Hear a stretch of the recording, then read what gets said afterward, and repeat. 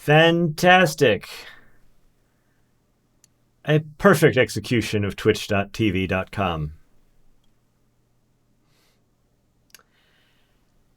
No, we are not working on Unreal today. We're not going to be working on The Lover. No, we're going to be doing a study today.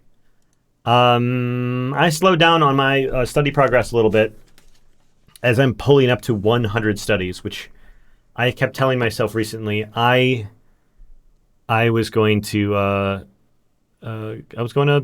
get up to 100, and then I was going to maybe switch gears, but I got to at least get there.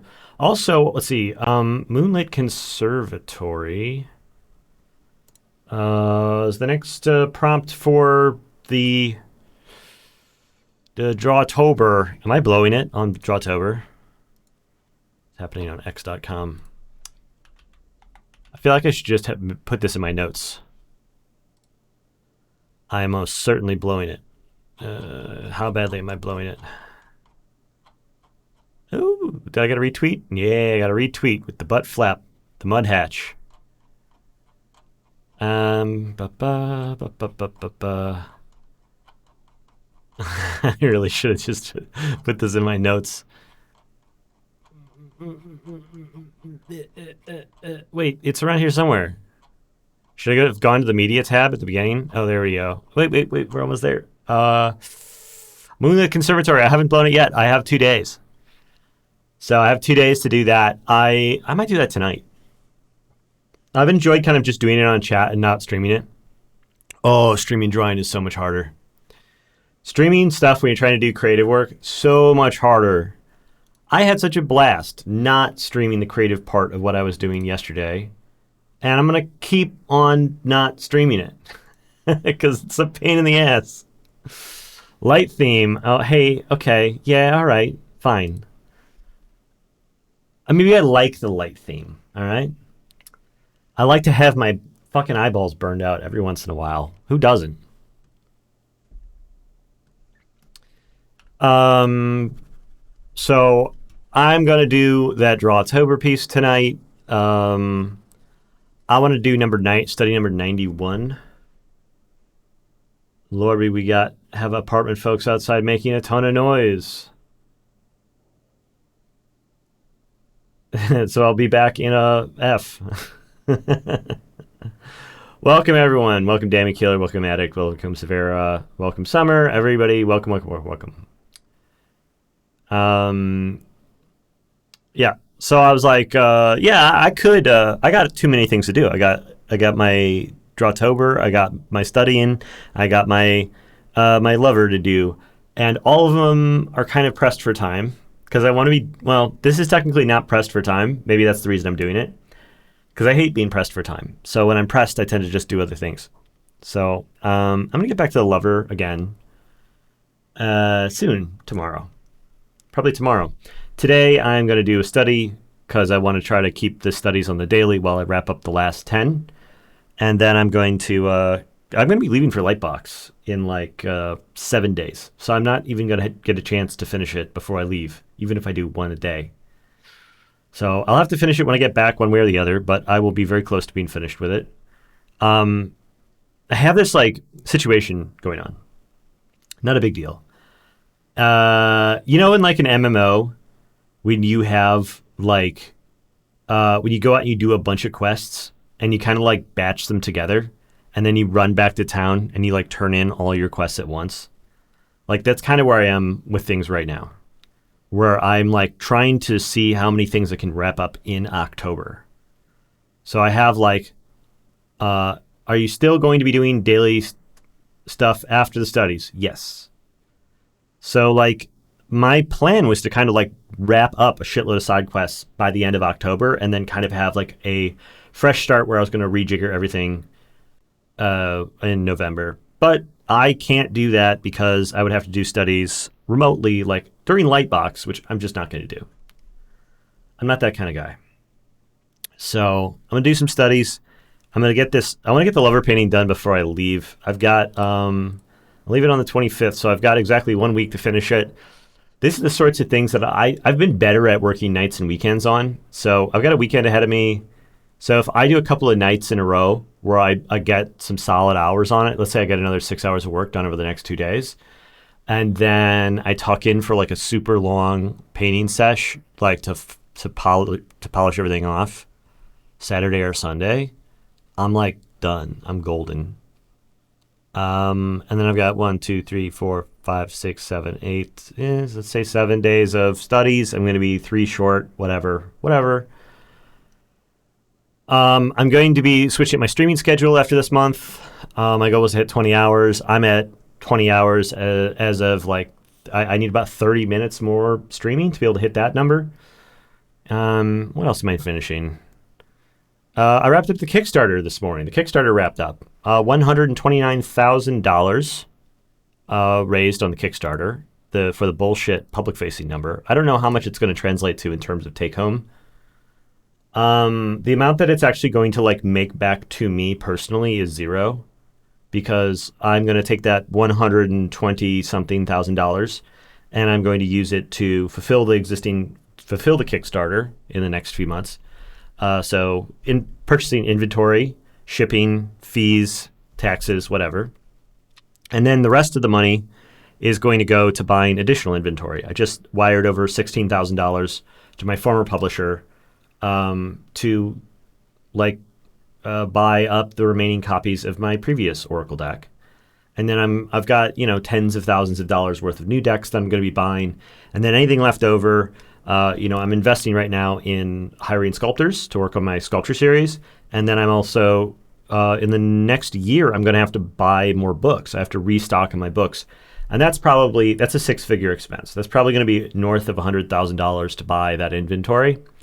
So even if I were to blow off this Kickstarter and ship no products, I would still not have enough money to buy the inventory I need for both the decks and the books. But the upshot of it is that at the end of this thing, everyone's going to get what they paid for, and then I'm going to have a big pile of inventory that I can go and I can sell for the next couple of years, and that after that it's all profit.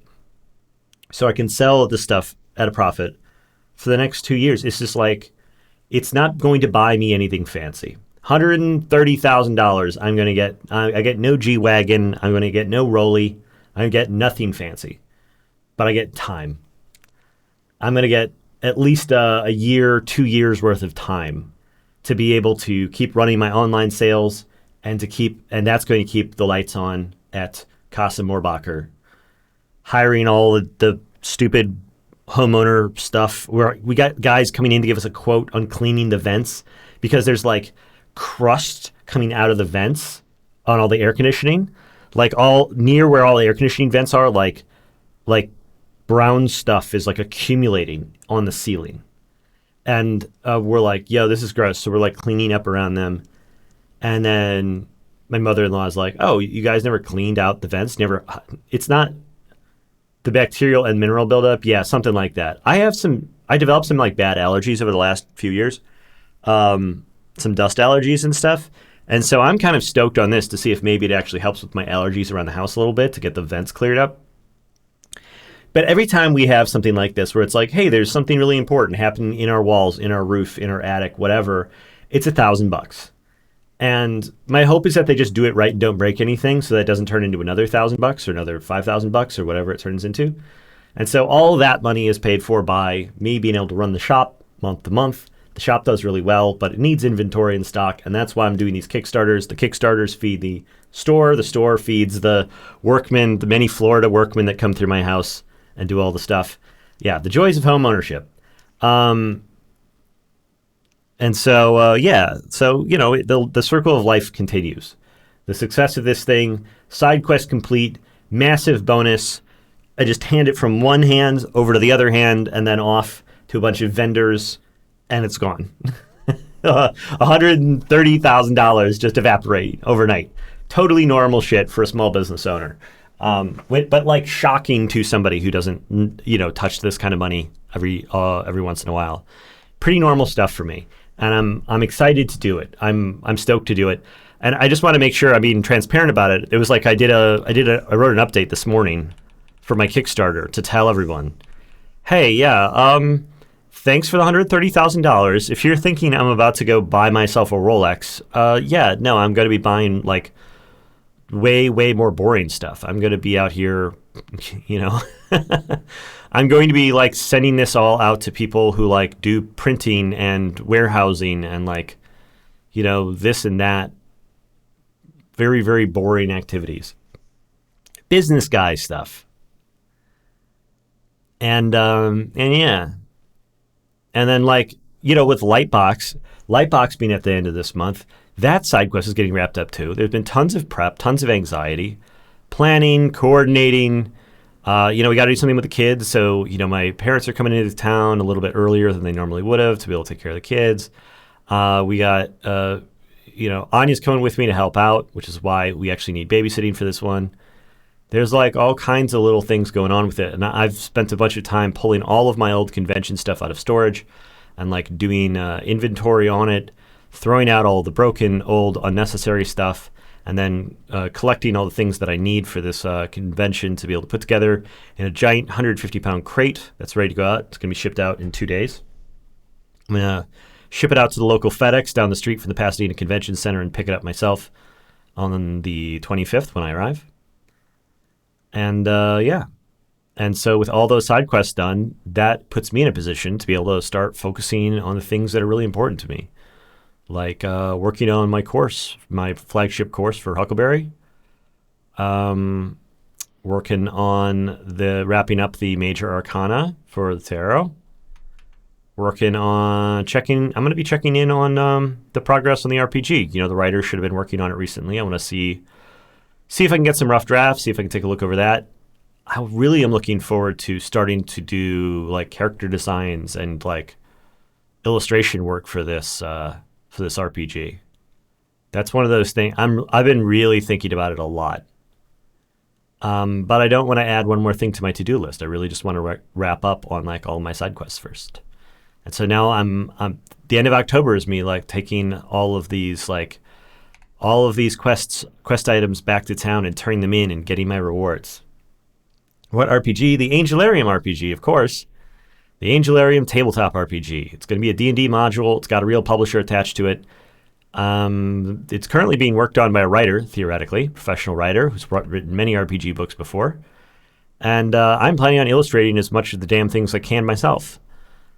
At one point I thought I was going to use a bunch of AI on it, but nowadays I'm thinking it's more of a liability than an asset, so I might end up just trying to see how much art I can make myself.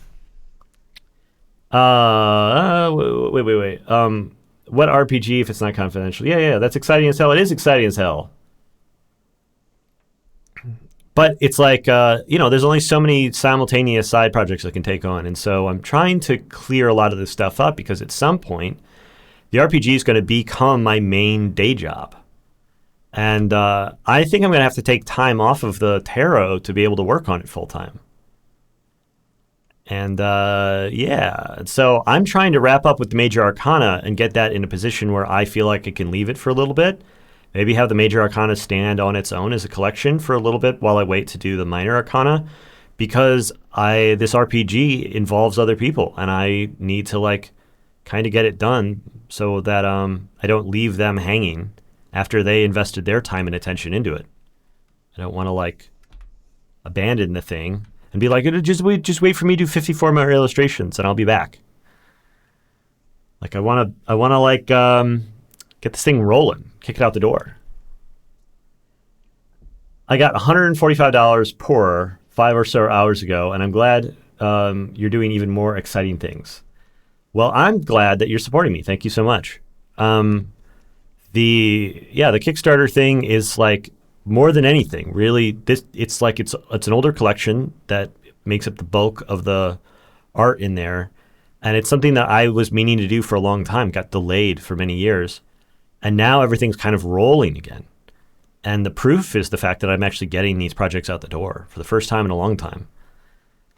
And so at some point in the future, there will be a self-directed course on creative character design from Huckleberry, created by me. There will be a tarot deck for Angelarium, there will be an Angelarium tabletop RPG that you can do standalone or bring all of the stuff into your into your own homebrew, D&D homebrew. And at some point beyond that, there's also going to be the third book. 1,000,000% want to take a character design course. That's great. So what I'm doing is I've been doing these mentorships again. We're about to start with a new group on Thursday. Very excited to do that. I felt like it was 2 weeks ago that I actually got new people signed up for the course and that we were talking about this, but it's been only a few days. Time has been a little weird recently. And so I'm doing these mentorships and everyone kind of needs something different, but the basic structure of a lot of the mentorships I've done over the years involves getting people to do a lot of themed work. So I give them a prompt and they create work based off of that prompt. And the goal is not necessarily to, have these prompts create what's going to be portfolio work. The point is to try to help people discover their own voice by taking these kind of amorphous prompts and then turning them into their own thing and walking them through the ways in which their creative choices are unique to them. Show them how I go through my creative process and how when the same thing is applied to them, very different results come out, to help them, not to make work like me, but to make work like them. And I've done this for many years, and I feel like I've got enough of a handle on it that not only am I able to do this 5 students at a time at this point with the group mentoring, but I think I could probably make it into a pre-recorded class and let people take a sort of lesser version of it on their own time. And it would be cheaper, it would be easier, it'd be scalable, it'd be great for everybody involved, I think. So that's in the works. I'm kind of poking at that on the side. It's one of those things I want to make kind of my full-time thing for a little bit, following this massive side quest turn in.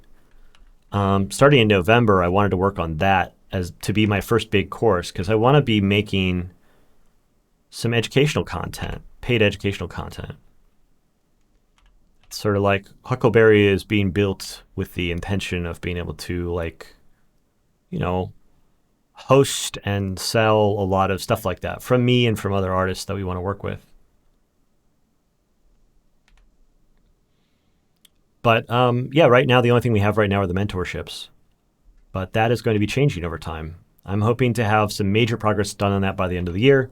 Again, because I want to get a bunch of this stuff out of the way before the RPG bubbles up, which is supposed to be starting. My phase of it is supposed to be starting early next year. Are you using Webby Paint yet? I forgot what Webby Paint is. I remember you telling me about it. Do a Skillshare class, LOL. Yeah, I could do a Skillshare class and make $1,000. Or I could make my own Skillshare class, sell it on Huckleberry and then Dustin and I can split the money. I'm happy in Discord. Don't go to Skillshare, LOL. Good. Yeah. Skillshare is one of those things where it's you could do Skillshare and, guarantee you're going to make some money, but also guarantee you're not going to make very much.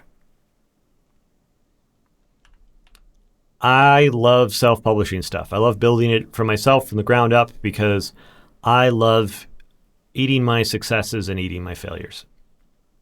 If I do a bad job on this, there's no guarantee we're going to make any money.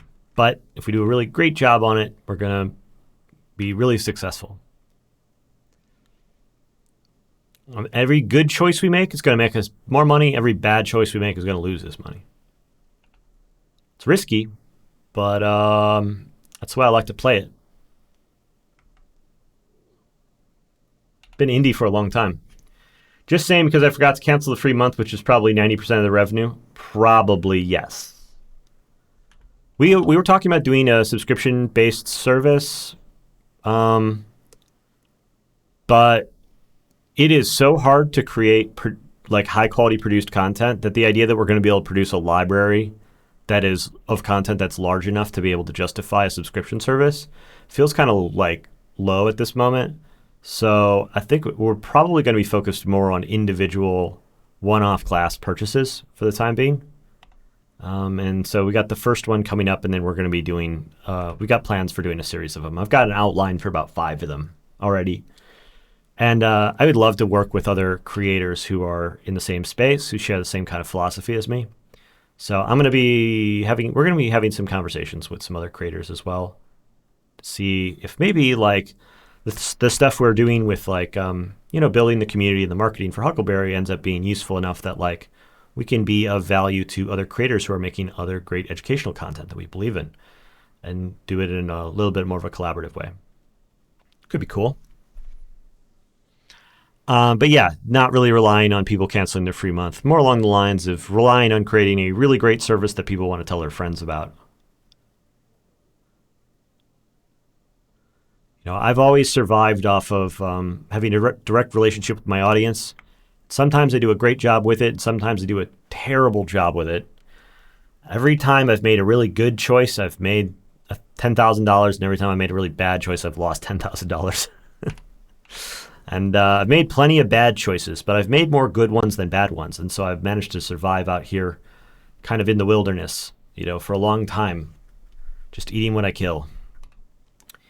And I love it. And I'm not giving that up anytime soon. So yeah, lots of things in the works. Maybe too many things in the works. That's why my main focus recently has been in finishing things up and slimming things down.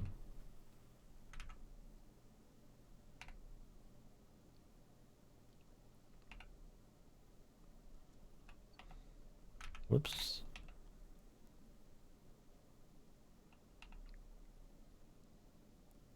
I'm not sure what this guy's whole move here is, but I like what's happening. I wish I had moves. I guarantee you if I were to try to do this, it would look pretty bad. But I'm pretty sure that by the time I'm finished this painting, it's going to look pretty good. Just for art, how are you? Whoa, you're off the grid. Off the grid? What do you mean?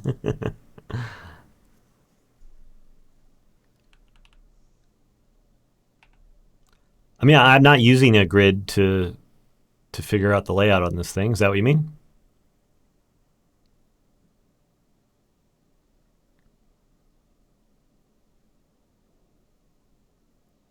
You eat from the wilderness. Well, not literally. It's a metaphor. I am very much on the real grid. I am on the Florida Power and Light grid. I'm on the Comcast Xfinity grid.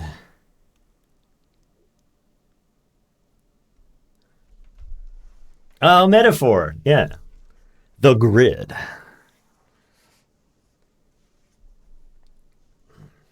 Makes me think of the intro to that Daft Punk soundtrack.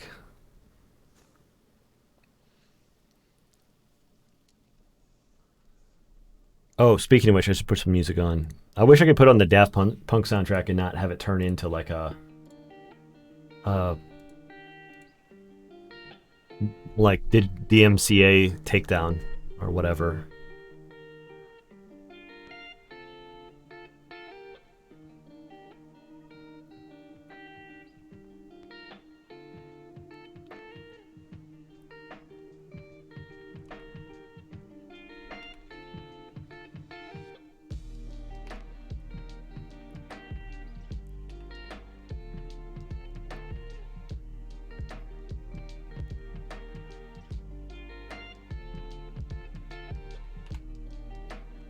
So yeah, so many plans, so little time. Yeah, my next thing I'm going to study after I finish these 100 photo studies is I am thinking about trying to do 100 imaginative landscapes. Just see if I can speed paint my way through 100 landscape paintings and see what happens.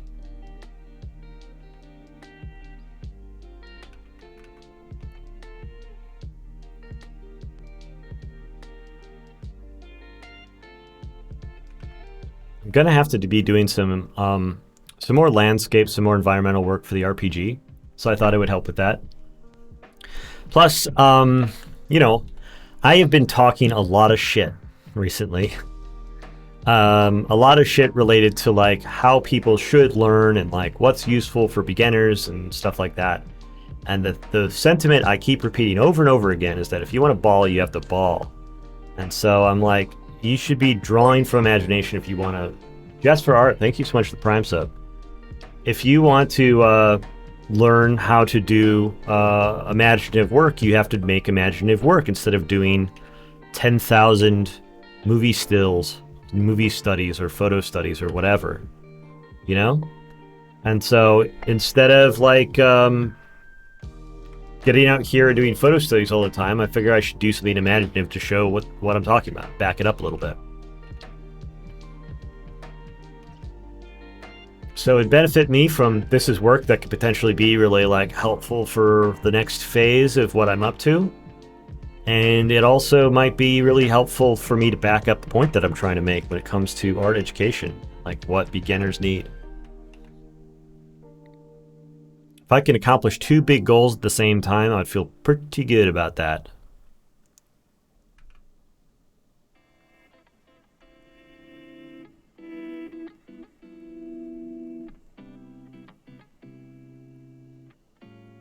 I'm going to try to take down these AI artists one comment at a time. What are you talking about? Is it useful to paint nude models to learn anatomy? Is it worth doing? Time lost. I would say that it's good training to do in addition to trying to draw your own characters. I think that doing like a kind of online life drawing is probably not a terrible use of time, but I wouldn't do it as a prerequisite to start doing your own drawings. I think that you should start doing your own bad drawings first, and then add on the life studies as a like way of building the strength of your skills as you're making attempts at figuring it out. It's like the metaphor I've been using is that art is like a sport, and these studies are like going to the gym. And that we need to manage our expectations about what order we think these things are supposed to be happening in. Like a lot of people seem like they are training eternally in the gym for the, prospect of someday being able to like go out and try to play the sport for the first time. And it's not the way things work. We understand it's not the way things work when it comes to physical activities, but it's a little more counterintuitive when it comes to things that happen inside the mind. I work 80-90% of my own made-up characters, and because studying is boring. Yep. But I do know I need to study too. Trying to make sure what to study is actually useful in the end. Hey, Nexty. Yeah, I'd say that's a good philosophy. I'd say that you're off to a good start. There's no one thing you need to study. Like, I learned anatomy without doing a lot of studies. Like, I did some life drawing in college, but I would say that was more just like strengthening my skills. Like, the way I learned anatomy was by like making a bad drawing, and then I would go and look up reference to figure out how to fix the badness of the drawing.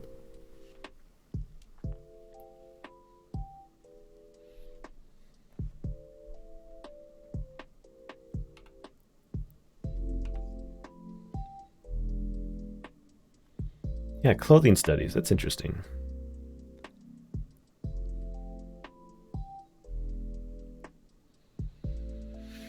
This guy's like, he's got a crazy pose, and I'm wondering if it's so crazy that I'm not noticing the ways that I'm fucking it up, or if I just like had an easier time putting it together than I thought I was going to. Oh, there's definitely some problems. There's definitely some problems here.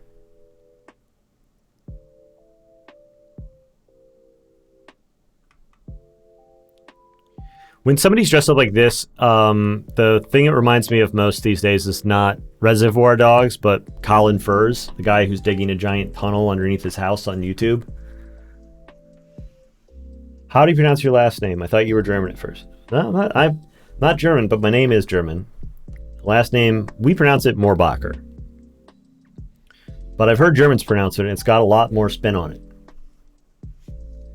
Picture makes me think of Monster Mash. The overall expression looks dead on, IMO. Dead on? Oh, dang.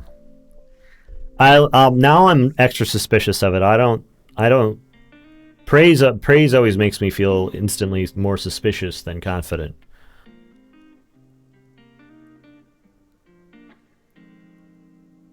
Jackalak can probably pronounce Mohrbacher the German way. I'm sure he can.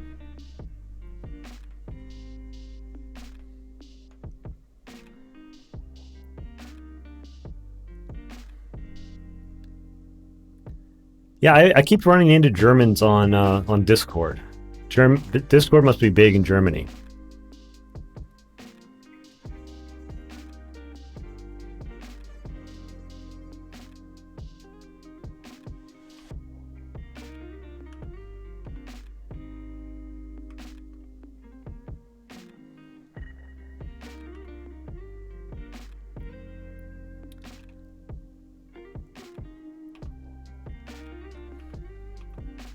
You know, I always thought it was cool when Casey Neistat wore a suit everywhere in all his YouTube videos, and I thought maybe that would be like a cool affect to have him start showing up to places always dressed in a suit, like a character from Reservoir Dogs.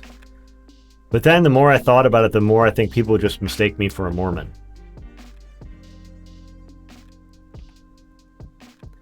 I don't think it looks eccentric and cool when I do something like that. I think I look more like a sheltered religious child.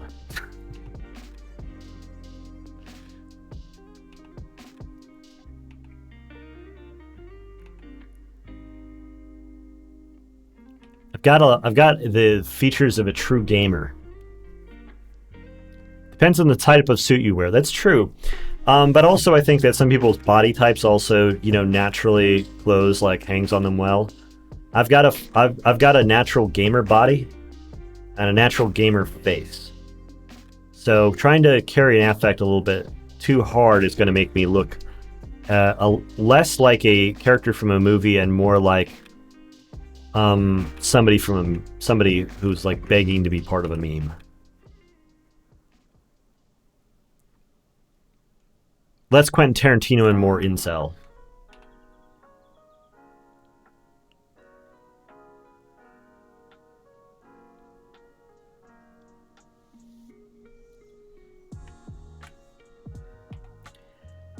Suit is so nice, everyone looks good in it.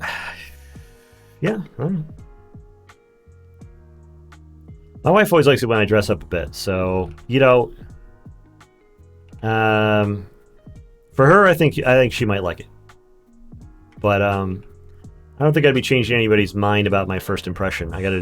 My goal is to always try to do better across the second and third impression.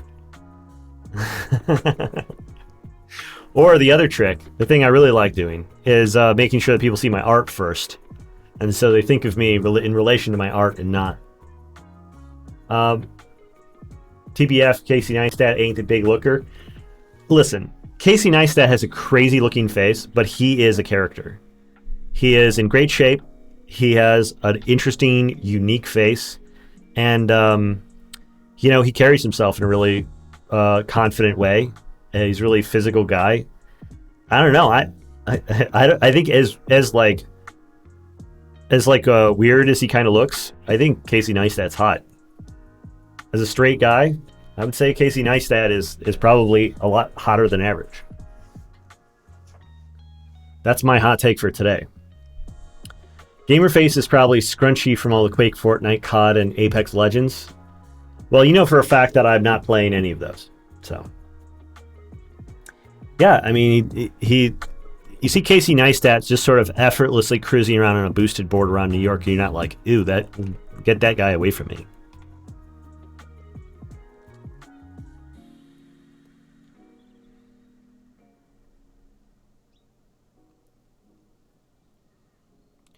this incredibly famous, successful, charismatic person, you gives me the ick. Yeah, that Willem Dafoe charisma, absolutely. I've heard women swoon over Steve Buscemi. Listen, you guys are allowed to like things like Apex Legends. I'm not a big shooter guy. So, yeah, I just haven't found myself in any of those games.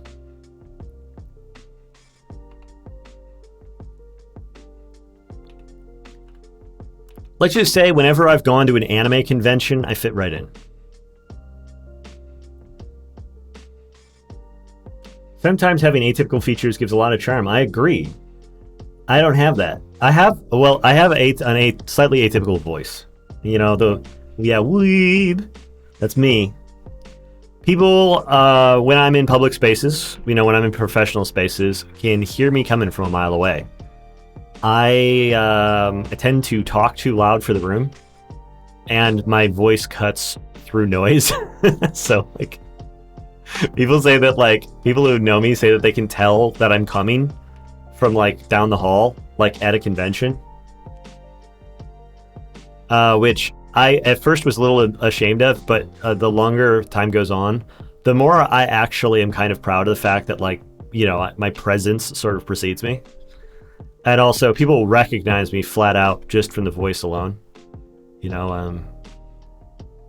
But when I used to do cons and stuff, I would be standing there at my artist alley table, and people would have a conversation with me, and then they would come back 20 minutes later, and they would start talking to like one of my assistants. If it was just another gamer-looking guy that I had working the table, they just couldn't tell. They couldn't remember which one I was, and I was like, "That's a sign.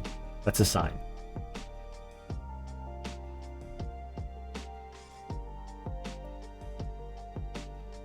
Also, don't know how many weebs are into lifted trucks. I would say a decent amount.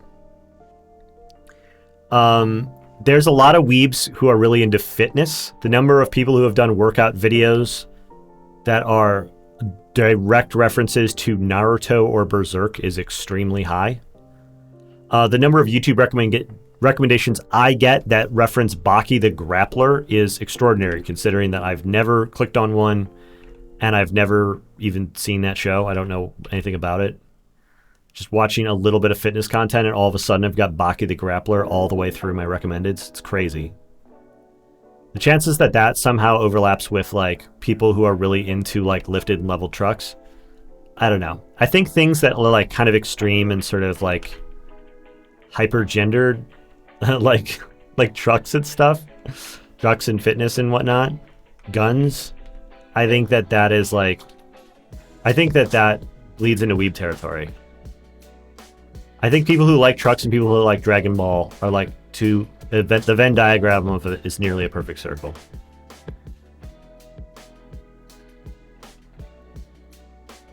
Maybe that wasn't my only hot take today. Maybe I got tons of hot takes. Because the one fitness guy looks like the guy from Baki. Okay.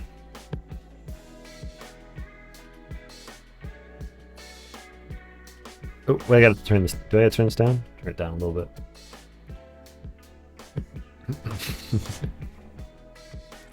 You want to see short stack Vegeta in a lifted truck? I mean, I can see it right now in my imagination. I can see Vegeta with that like evil sneer leaning out the side of an F-150 that's like raised up, like looking out over like a shorter car at an intersection.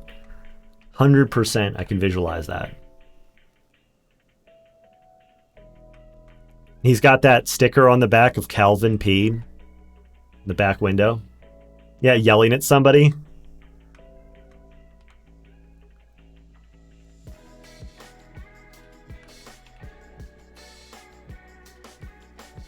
Like, living in Florida, those people are all my neighbors. Like, when I got a truck, it was partially because I was like, well, everyone around here has one. They can't all be wrong. And then I realized that, like, even though everyone around here has a truck, they still don't fit into any of the parking spaces.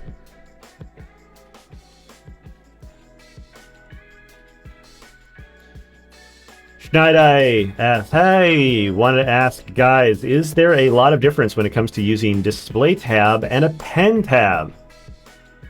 I'm planning on buying a display tablet, but I don't know if it's worth it to buy. The answer is, don't buy a display tablet. There is a big difference. Pen tablets are easier to use and cost a shitload less money. And I actually prefer to use one due to the ergonomics. Not just the ergonomics, but also like I like to have a decent looking monitor, and the monitors on display tablets are all trash, even the really pricey ones. The top end display tablets all have bad panels in them. If you want to get a good look at your art while you're painting and you want to be able to sit for long sessions without killing your shoulder and back, use a pen tablet. Save yourself thousands of dollars in the process. If you don't own either, I would never start with a display tablet. My recommendation is get to a 6x10. The Huion, let's see, go to huckleberry.art.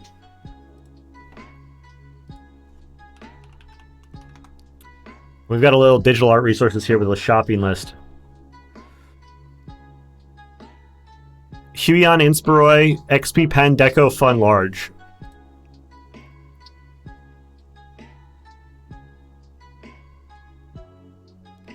XP Fun Graphics Drawing Tablet 6x10 inches Drawing Tablet Art Tablet with 8,192 levels of pen pressure, battery free styles for digital drawing, animation, online teaching.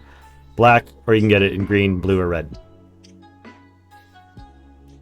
Did you give a try to that XP pen or not? The answer is no. I keep giving people free ones, but I haven't tried it myself. I gotta get it one of these days. Maybe I'll start doing some hardware reviews starting in November. That's one of my new things. Everyone I've talked to that has a Huion or XP pen just says it's fine, it's great. People who know like what a really good tablet is supposed to feel like will say I have some minor gripes with them. Beginners are just like, I can't believe this thing's as easy to use as it is. This is so cool. Highly recommend one of those over a display tablet, any display tablet. Even if you, I have a pen tablet on my desk right now, and I was offered a Wacom 26-inch for free.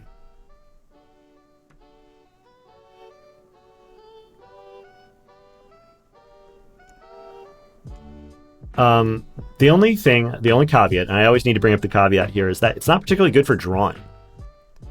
The main advantage to display tablets, I'd say the only reason to use them, is that they are better for drawing digitally.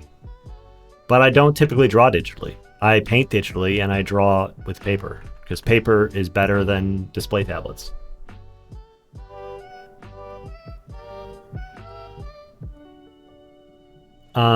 I never had any problem getting a feel for like the cursor or whatever on a pen tablet. I always draw worse when I'm on it there, but I can still do concept art. Getting a Cintiq was a game changer for me. I mean, yeah, if you're going to be doing the drawing on a Cintiq, it's fine.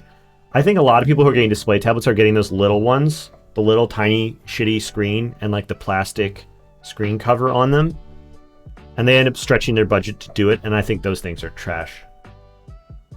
Another thing with a screen tablet is that they give a glossy screen, which is great for colors, but might not be great to draw on. So if you use a textured screen protector, get the feel back, but the visuals suffer. Yeah. I mean, the visuals always suffer. But like, if you're not getting a Cintiq with like a glass cover, then you're going to have a plastic screen and it's going to scratch super easy. And it's even if you kind of like the way it looked, it's going to look like shit pretty soon.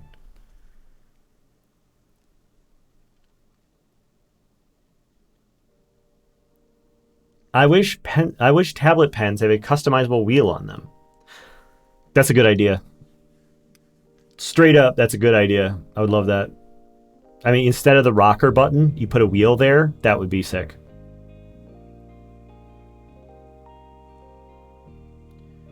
Yaro's a fitness professional, and he's saying, use a pen tablet. Everyone wants to go for the display tablet, partially because they look fancier and partially because they're more expensive. You think they've got to have value, because they cost more money. I swear that is a big part of it. Even if it's not getting you consciously, I swear that's what gets people to buy these things. They see the price tag, they see the price difference, and they go, why would the one that costs way less money be better? That doesn't make any sense. Not to the Westerner's mind, where money equals virtue. No.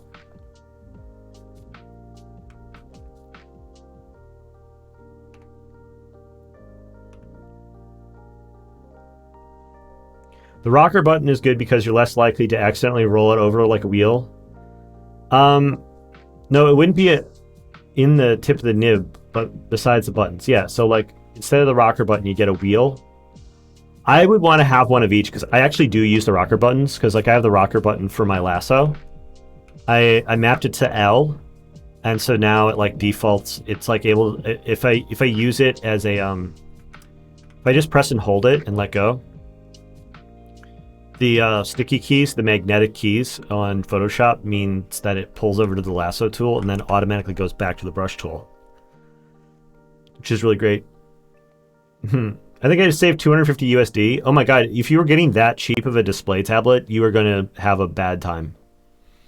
Yeah, save the money. Have a great experience with the pen tablet. And if at some point you go, I really want to be drawing digitally, I want to be drawing in the computer, and it makes a big difference to me. Like you're doing a lot of concept art, you're doing a lot of studies, and you know you're going straight digital instead of like just using it for painting. You know, try it out. See if you can get one and try one out. Buy one used. Like see if you can find somebody who is like already gone down this road and abandoned theirs. There's a ton of them on eBay. Facebook Marketplace. I bet you there's probably somebody who's never used their display tablet who's selling it for half the price. I've heard of people who have gotten 26-inch Cintiqs for like $100 or whatever. Plenty of great XP Pen and Huion pen tablets for really not that much money, and it's a good size. Yes. The I thought the best option for a while was the Wacom Intuos series, but now like their product categories are a little bit confused, and so I'm not exactly sure what the current, you know, minimal Wacom pen tablet would be for the money. And like the Pro, which is what I use, is like $250, which I think is a little pricey for a pen tablet, considering that the quality on the XP Pen and the Huion is really good. I still use my 15-year-old Wacom Intuos 4. Yeah, I'm on an Intuos 5 with all the touch sensitivity stuff turned off. That's been my go-to for a while. I had a 9x12 Intuos 2 for many years until I wore a hole in it. I developed a patch on it that would like no longer sense the pen. The pen would do this thing where it go and like go around it in a circle. It was like there was a black hole that it couldn't touch. And so that little mark got wider and wider, and there was like a spot in the center I couldn't use anymore. Eventually I decided to ditch it. Get a brand new Intuos 5. A Huion 16 Canvas Pro. Yeah, I don't like the idea of those. Everyone's always lusting over them. I wouldn't recommend them. I don't like them. I've seen them. Every time I see like a college student that pulls out like a Huion canvas, I take one look at the like panel and the UI and I go, ugh. It like gives me a bad feeling through my whole body.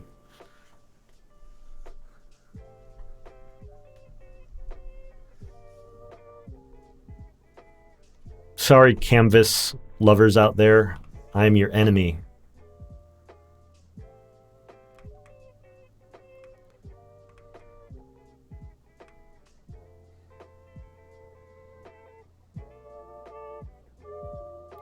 I made more than a few pieces of art with the black hole tablet. It's like I was poor at the time, so I was just using it until I like really couldn't use it anymore.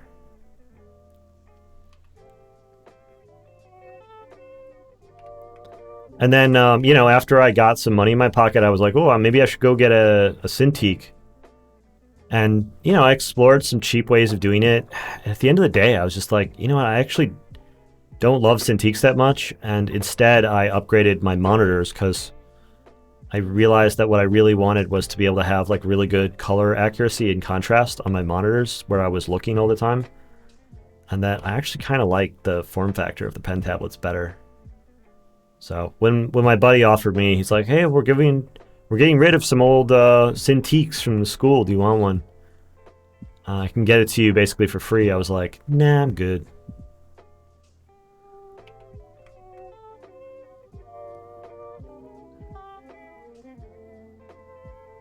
The only screen tablet I can understand is the iPad because it's a good package. Seems same issues exist, but clearly a lot of people love them for good reason. It is a better panel.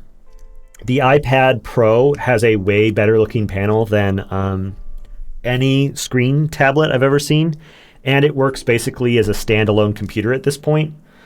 The only problem with them is they're pricey, so I wouldn't buy one specifically for art use. I don't recommend them specifically for art use, but the Apple Pencil, the pressure sensitivity, the look of the panel is better on an iPad than anything else that's out there that is made specifically as a display tablet. But the ergonomic issues are really bad. The one instance where I'd say it's all fine is I've seen some people on YouTube that have like a angled stand that they put on their desk that like the iPad nestles into, so they can get a nice ergonomic position with the iPad at a desk. And I think that that makes sense for somebody in that position. But we're also talking about like a very specialized workspace and a multi-thousand and like multiple thousands of dollars worth of gear, which I would say is not an entry level thing to start with. I think if you're looking for entry level into digital art, pen tablet, pen tablet, pen tablet. I kind of wish I didn't spend what I did on an iPad Pro. It's kind of too late now. Yeah, they're a lot of money. They're a lot of money. And they're fine, but I actually get annoyed by mine and I don't use it that much. Like the annoying part is just like batteries. Comes down to like batteries because it's so powerful. It ends up like draining itself pretty fast. And, the pen having a battery is kind of crazy to me. It's like the best pen I've ever used. But like, and a Wacom pen doesn't have batteries in it. So like, and the tablet itself is plugged in, is wired. So I don't ever worry about sitting down and worrying whether or not my tools are charged. And having to switch to tools that require constant maintenance and charging drove me crazy.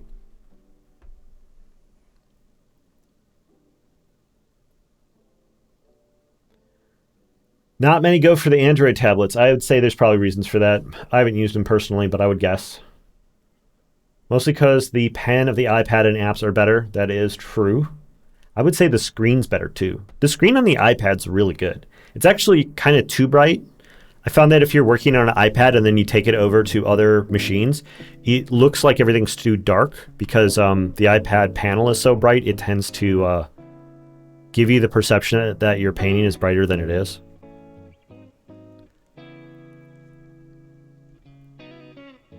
Being able to go outside anytime with iPad and do plein air painting without setting up your paints is nice.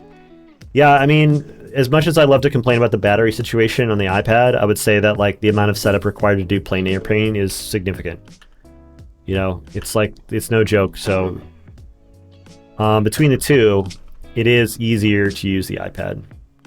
And the panel is so bright that you can use it outdoors, which is kind of nuts actually, when you think about it.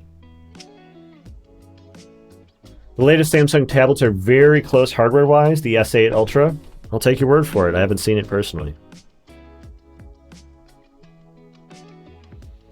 But again, we're talking about like really heavy bits of hardware, like big purchases, huge commitments.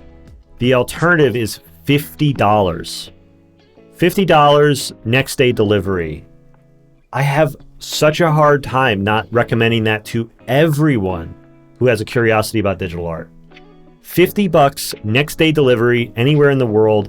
We've been shipping out these these tablets as like giveaways on the stream on Fridays.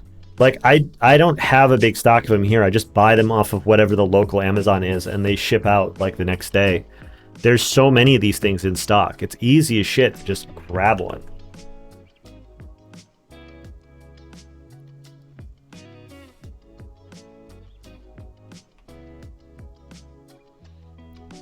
Everyone wants to get the best stuff because they don't want to be bad at art, but sad truth is we're all bad at art compared to somebody.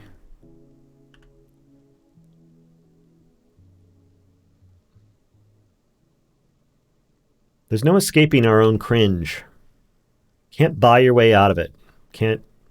It's like trying to buy your way into heaven. You must be virtuous and own a pen tablet if you want to get in to the Cool Kids Club.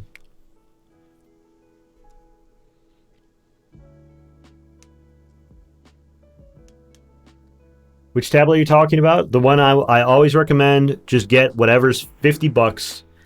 That's 6 by 10 inch. Recommend the XP Pen Deco Fun Large or the Huion Inspiroy.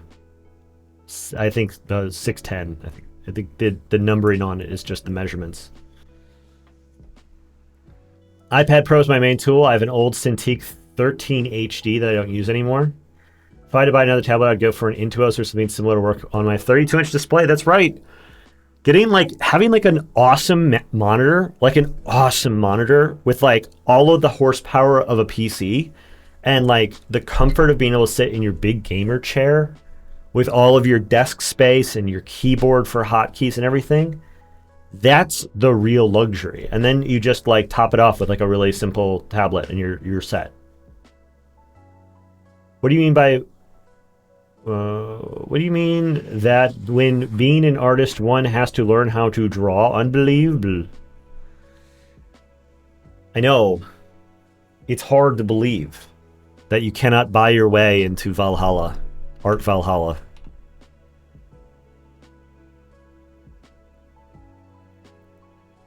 No one wants to believe it. There's got to be a better way.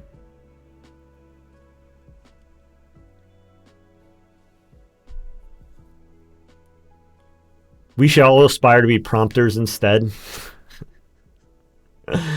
I mean, that's the thing, is like all the people who do prompting or whatever, they see somebody actually drawing and they're like, what do you mean you enjoy the process? It's like, I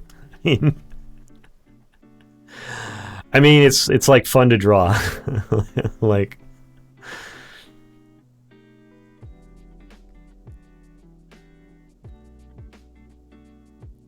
this assumption that like artists are all looking for a way to draw less is like, I think, a little bit of an indictment against like how much persistent and entertainment there is to be found in writing prompts.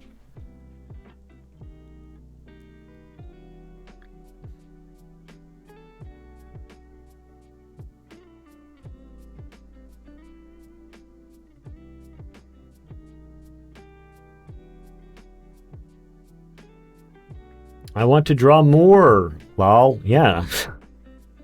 I was on the Midjourney server yesterday, and I was like, it's kind of like, you get a video game, and you're not like, damn, I sure hope this video game only has a few hours of gameplay. I don't want to be stuck here. Like, people, they hear that like Baldur's Gate has like 300 hours of gameplay, and they get fucking stoked.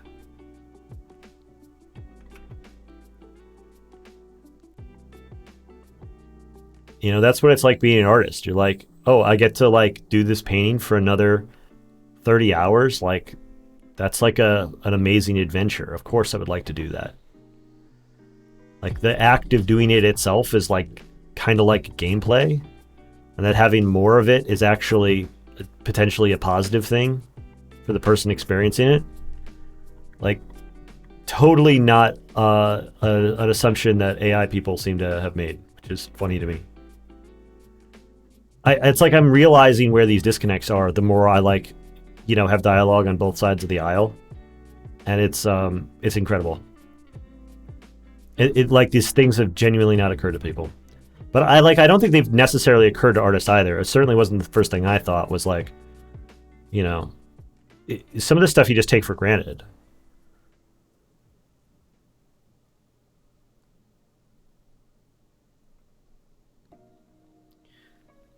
Wait, art is supposed to be enjoyable? Like, you want to do art? Yeah. I mean, there's like, there's situations where I'm like, I wish I had a more efficient way of accomplishing these goals. Right? Like I'm going to be working on this RPG and I'm going to try to finish like all the art for it myself. And doing 150 pieces of art for a project is like, potentially very fun, but there is a point where it's like too much. And having powerful tools that would assist in speeding up the process so that I could reach further would be great. That was the part where I started to get interested in AI, where I was like, I sure would like to be able to do more myself and accomplish more myself when it came to specific projects. But the longer I've spent with them, the more I'm like, this is like not potentially accomplishing that goal. Not the current state of things, at least. Efficiency, yes, but I still love spending as long as it takes to complete a piece. Yeah, I mean, my immediate response to like spending a bunch of time using AI was that I started studying more and enjoying the time I was spending making art more and like aspiring to get involved in like longer, more involved projects.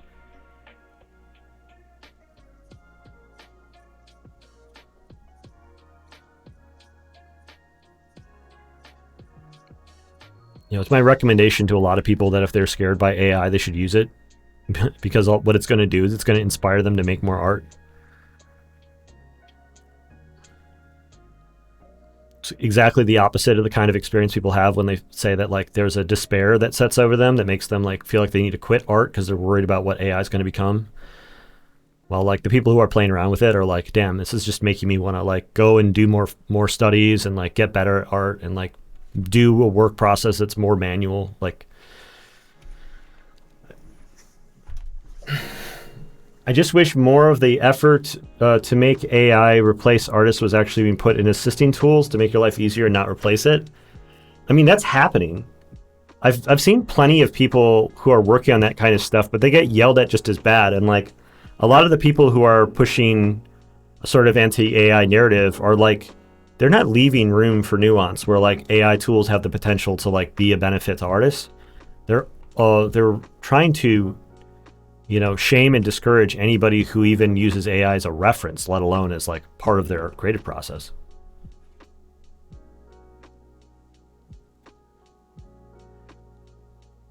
Yeah, they like the AI is not good for coming up with ideas. Like the creative part of the work, like the AI is actually really bad at, and it's like potentially a hard limit that's going to prevent it from doing anything useful. Somebody needs to run it, and like that, it's not your boss that's going to run it. Like.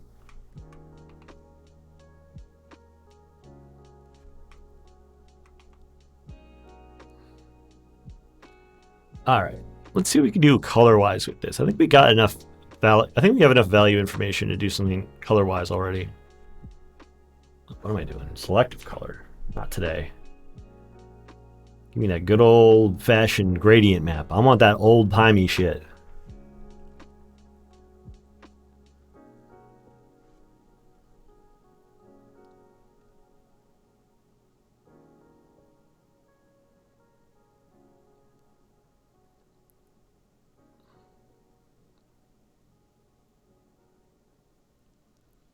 I want that good old-fashioned gradient map flavor.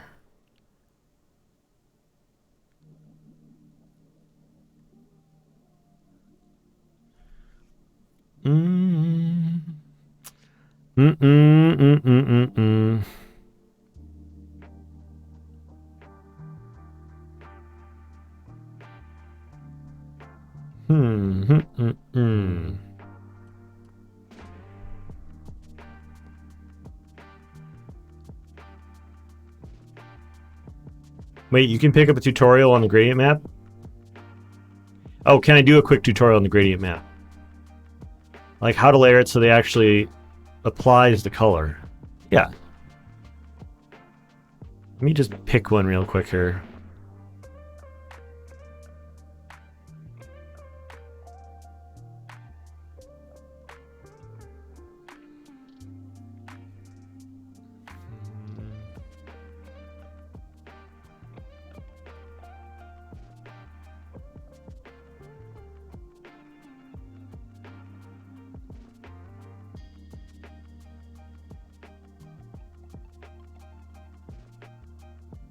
I'm looking for some very specific attributes in these gradient maps, which is why I'm like so thoughtfully hemming and hawing over here.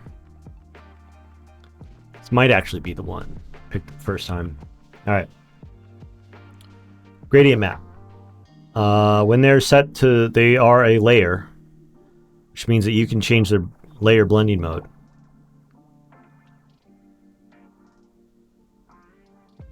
What do you want to know, Yarrow? Like, let's see, like how to layer it so that it actually applies the color. I mean, you know, you pick a color palette and then you just change the blending mode. Is there a more, is there a deeper question about the decision making, or is there something technical I can answer?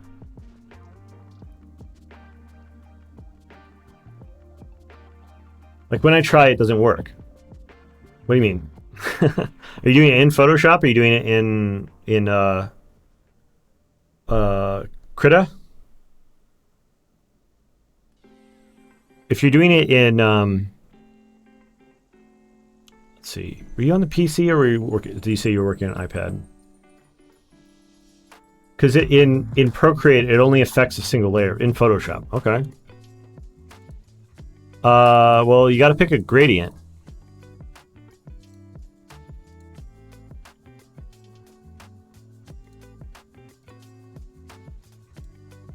Yeah, so I mean, it shouldn't be tough. I'm using the most recent, or I'm using like a modern version of Photoshop here. You pick a gradient, like the default is probably going to be something like black and white. And it's going to default to normal blending mode. So you're going to see something like this out the gate, probably. So, you know, you pick a color palette, you change the blending mode to overlay, soft light, hard light. Yeah, gradient maps in Procreate are bad. Do the layers beneath it have to be full opacity? No. I mean, it's going to be on top. And so it's just going to do, it's going to just like apply to everything underneath it. It doesn't need to like be set up in a particular way to affect the layers underneath it.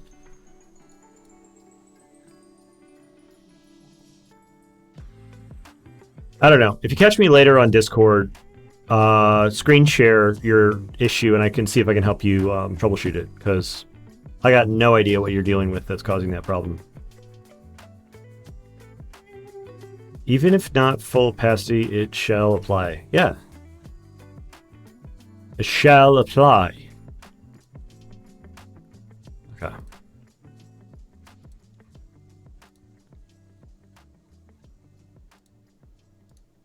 I kind of like the more intense colors on the shirt from the hard light, but I mean, is the green, it's an ugly green, which is kind of nice, but I want to keep this blue. And then the thing I'm looking at is like, I found that these pieces really benefit from having the background color get reflected in the, as a sort of like ambient color inside the work. So, actually, I might be missing out on it. In the pants here, you see they're going to a tan in the highlight. And so we're not really getting the reflected blue in the black parts of the clothing.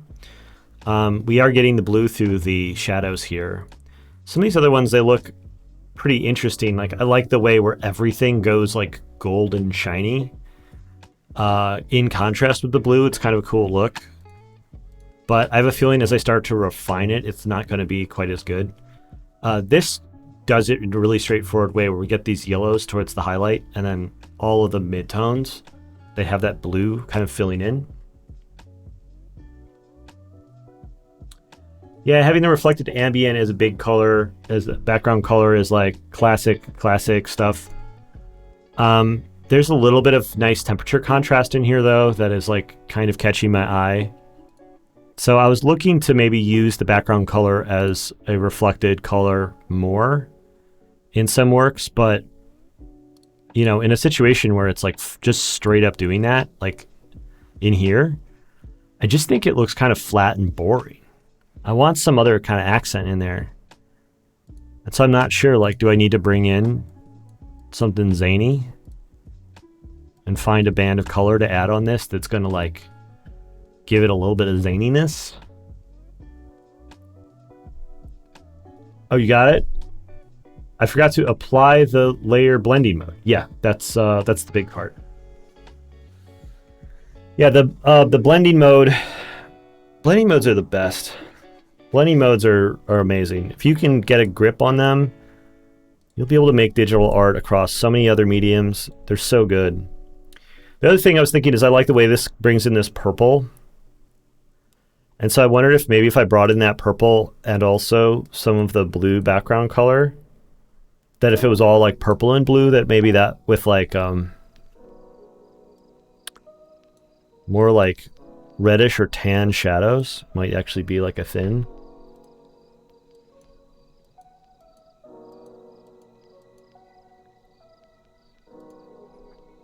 Something like this, perhaps?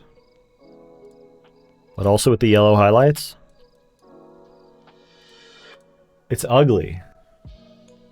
It looks bad. Like, every time I try to academicize it, you know, make it more smarter, and try to do things on purpose, I feel like everything just kind of looks like shit. I just add Ash's brush it to my CSP's brain is hurting with this loading materials bar. Yeah, CSP's got like a bunch of extra brush stuff that is like maybe too big brain for me. Yeah, like color theory, I like kind of get it. And when I see it applied, I'm like, yeah, that's a science. And then when I go to do it myself, I get these moments where I see something and it just like hits me and I go, oh yeah, that's right. That's cool. And I don't know why until 30 minutes later. Or, you know, there'll be these other moments where I go, I know exactly what this needs because I understand color theory and I'm smart. And I'll look at it and I'll go, this is supposed to be right. Why does it look so bad? And there's no like, I don't feel like I can ever fully turn it into like a science. It just feels like it's always halfway between knowing it academically and like trying to find something that hits me intuitively. Sometimes I get in these moods where only the really surprising broken ones speak to me, and I want to like go down on some like I want to go down some weird side road that leads me to something that's more abstract and expressive.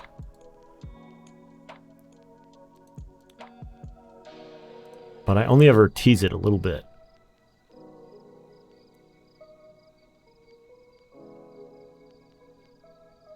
Vampire Naxar. Color theory is art alchemy. Yeah. That's a good, yeah, I'd say that's a good equivalent.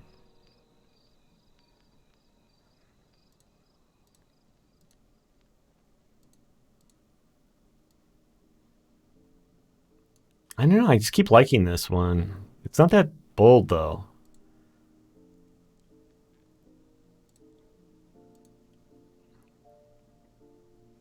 Just bring in this like bright red band near the top, start getting some weird hits of that. See if that leads me somewhere interesting.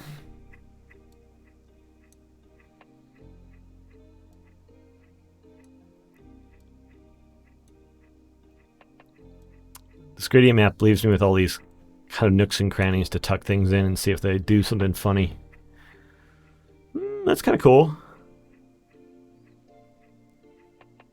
Just sort of putting in red at the fringes like that. Is there a better color for this?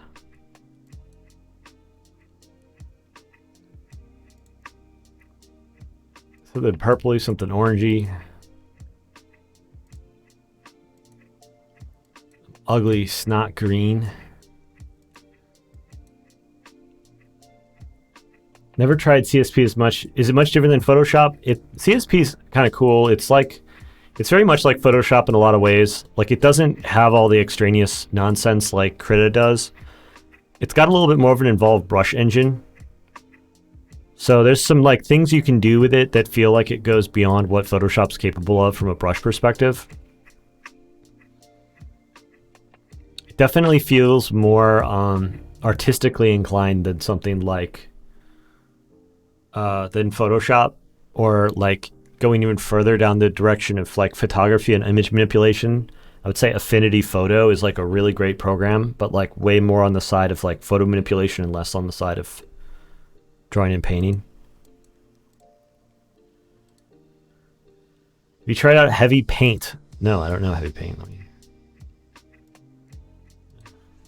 Is this a web app? Heavypaint.com. This is it, right? Oh, wait. Webby Paint? Oh. Okay. Wait. I think I did look at this.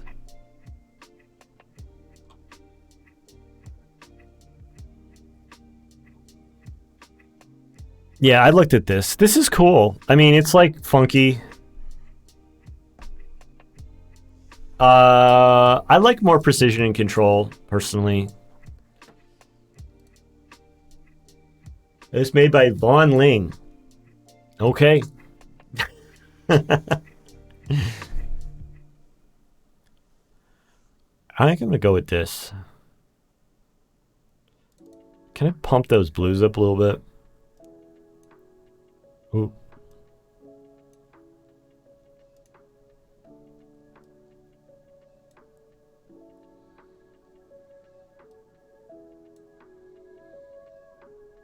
That's what I'm looking for. Ooh, I wish I had a coffee. All of a sudden it hit me. Oh my god, I want a coffee. Shit. All right, well. Wife's out at an appointment. I can't I can't like ring my little maid bell and have her come and help me out. She takes pity on me whenever I have a moment like this. I'm home all alone. I'm gonna be coffeeless.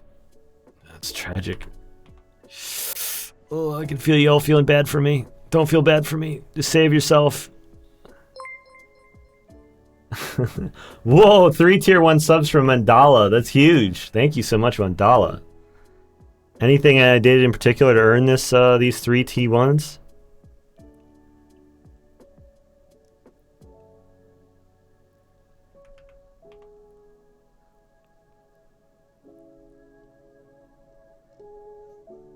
If not, I'm just perfectly happy to...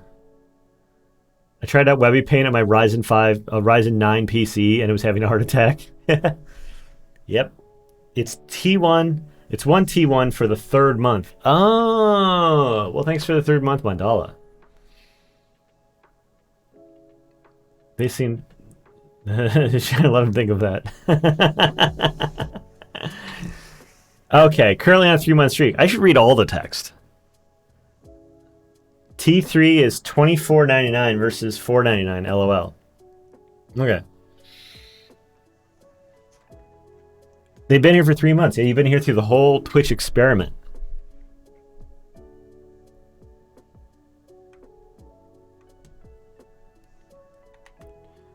Oh wait.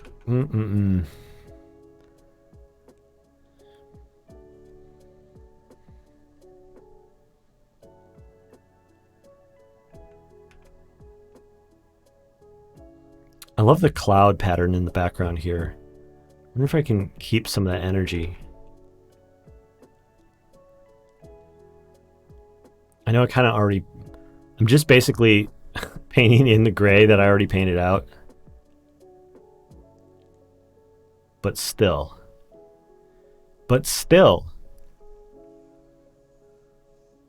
Oh, hey Dustin, can you take the Kickstarter prompt out of the Stream Elements thing now that the Kickstarter's done today?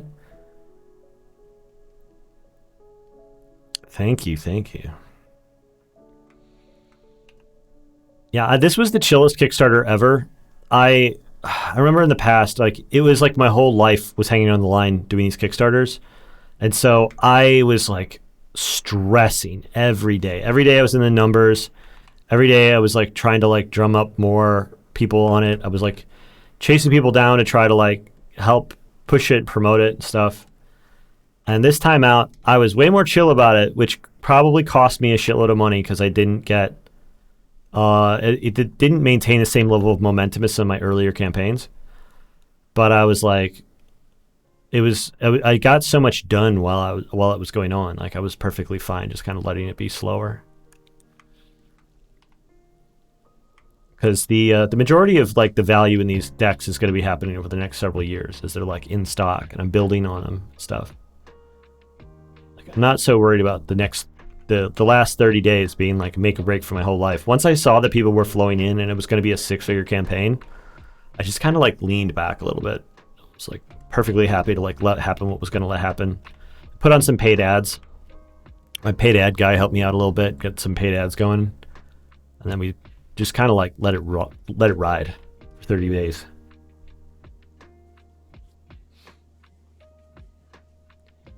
Christopher Walken vibes, hell yeah! I'm trying to show these like classic cultural moments to my kids, so like they're being forced to sit through the Weapon of Choice music video.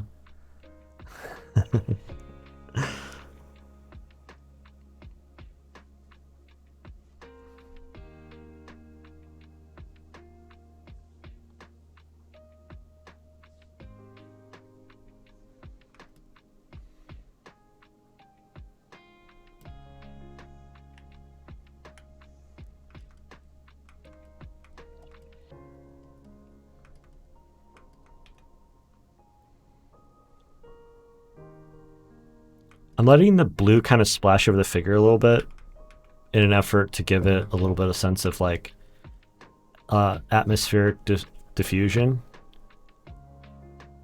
Like the thing I think I haven't appreciated enough in art is like I'm always seeing like these edges and just sort of presuming that like the light kind of ends at the edge.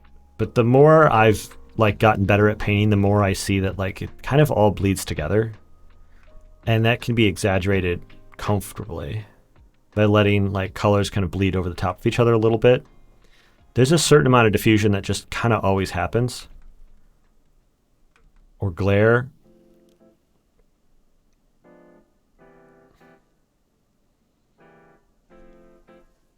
All right, this is a good spot to just go ahead and like detail it, I think.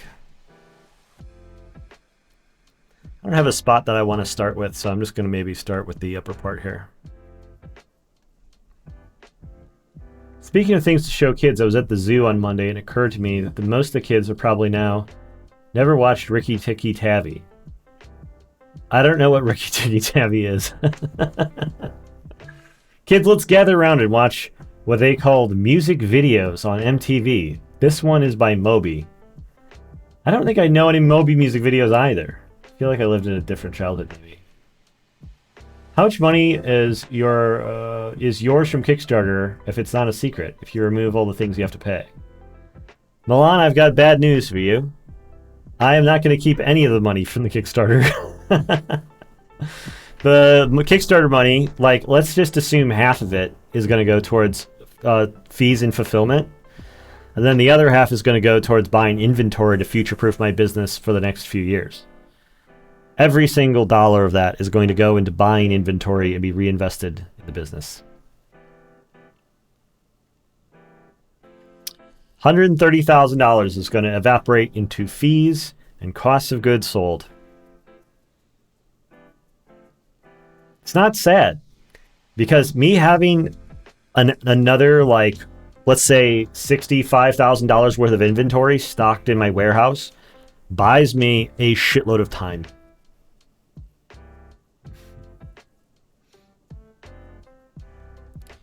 I am not going to be getting a Rolly. I am not going to be getting a G-Wagon.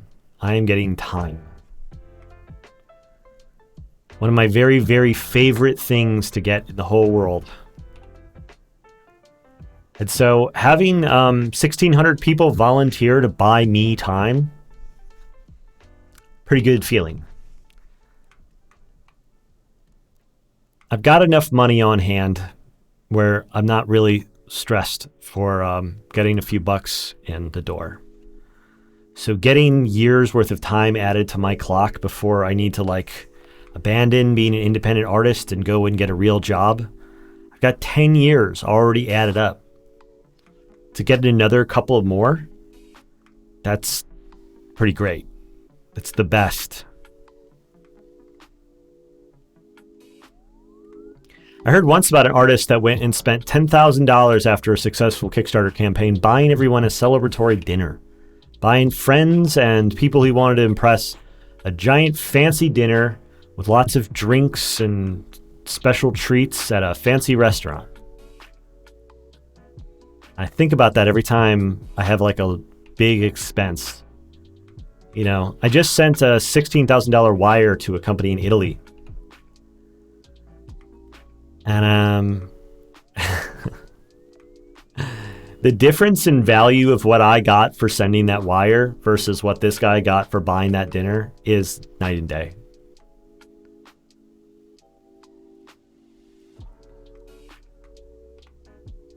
And that guy was Pete now. I've never been that kind of guy to want to go and splash cash around to impress people. When I talk about money, I'm always trying to help people raise up their own stack.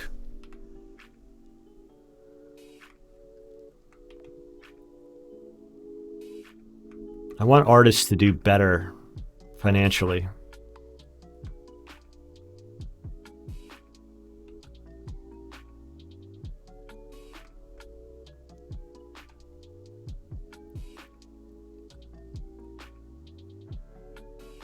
How is money from Kickstarter treated? Is it taxable income, gift income? It is taxable as shit. It's 100% taxable. The thing is like, so you only ever get taxed on profits, right? So I get let's say I get $130,000 in. It's not actually gonna be $130,000 because a bunch of it is gonna get taken out as like payment processing fees, Kickstarter fees, dropped pledges, you know, failed transactions, yada, yada, yada. Let's say it's gonna be $115,000, right? 100,000. Let's say it's 100,000 even. I got $100,000 even in the door from the Kickstarter. Great. Do I have to pay taxes on $150,000? No, not if I spend it. If I can spend a bunch of that money this year on expenses related to like fulfillment of the campaign, if I can spend it on anything related to the business, then I don't need to tax. It doesn't get taxed because you only get taxed on profit. So if I get $100,000 in and I buy $100,000 worth of like goods and services for the business, I don't get taxed anything. Though it does get it's not that simple exactly, but that's basically the idea of it. When people say something is tax exempt, like, or they're going to get they're doing something for a tax write-off, that's what they mean, is that they get to write it against the profits to like reduce the total amount of taxable revenue. Tax exempt is something different. It's a tax write-off. The complication is that when it comes to cost of goods sold, depending on your accounting practices, you might need to like actually wait until you sell the item in order to count the inventory sold, in order to count the write-off. So like, for the Kickstarter, any decks that I ship, any decks that I order and ship, I can write those off. But anything that's going into the warehouse, I need to wait for it to sell before I can write it off. That's the complicated part. If you're not following, it's fine. Don't worry about it. Like, this is the joys of being a business owner, dealing with this kind of stuff. I personally get into it, but I understand most people seem to really hate it. It just makes them feel dumb, and they don't like it. And it's confusing and frustrating. It's a fair reaction. But I get into it. I don't know. I like this stuff.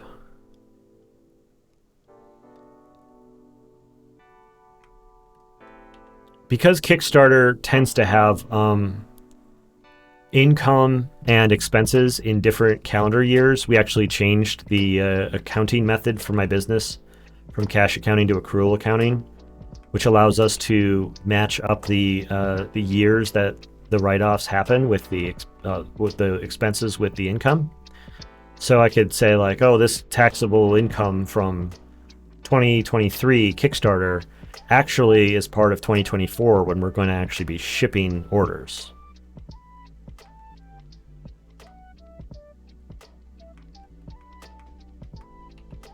So it doesn't disappear, it just gets deferred to a different calendar year.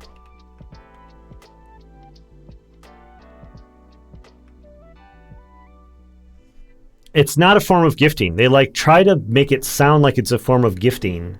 Like they use all these words of like, oh, it's not a purchase, it's not a pre-order, it's a pledge. And you're not buying goods, you are receiving pledge rewards. Like, I think the original idea was that this stuff was going to be all non-taxable because they were going to like try to treat it as some sort of gift economy. But then almost immediately after Kickstarter kind of blew up, like the IRS looked at it and said like, no, fuck you. This is a purchase. These are financial transactions, and you don't get to just rename everything and then call it a day. It's not how this works.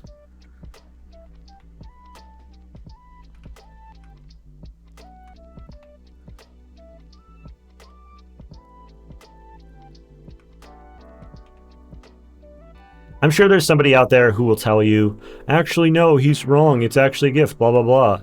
And I guarantee you that if I were to be saying, oh, it's a gift, you shouldn't be paying taxes on it, I'd actually be creating some sort of legal liability for myself. None of this is financial advice, by the way. Go talk to a tax professional if you really want to know the answers to these questions. But if you had to guess, just assume the one where they charge you the most taxes is the one that's the real version. I was assuming for treated differently. It was actual capitalizations. I think it would be different. Uncle Sam was like, whoa, not so fast there, Kickstarter buddy. That is exactly it. It could be like, listen, man, you can't own land. Classic Kickstarter, classic Futurama bit. Can't own land, man. Well, I can, because I'm not a dirty hippie.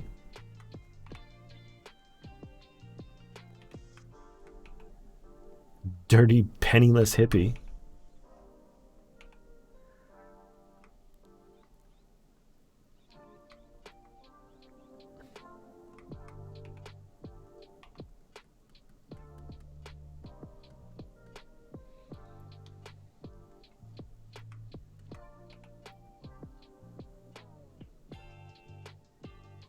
Ryan Artward.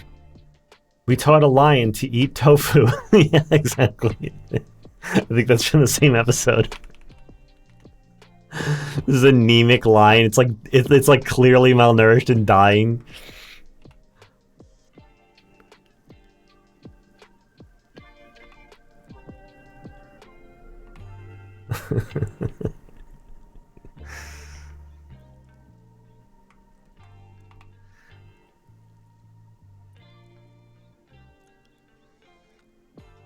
Yeah, I heard Futurama's coming back.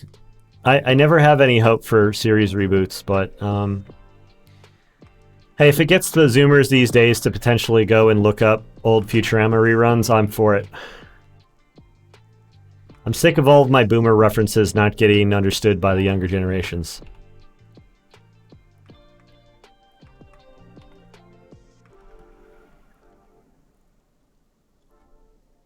It's already back.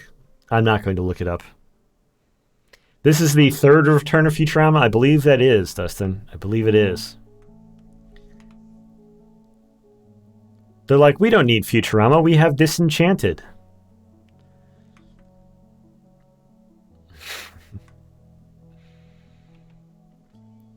And look at all the memes that created, huh?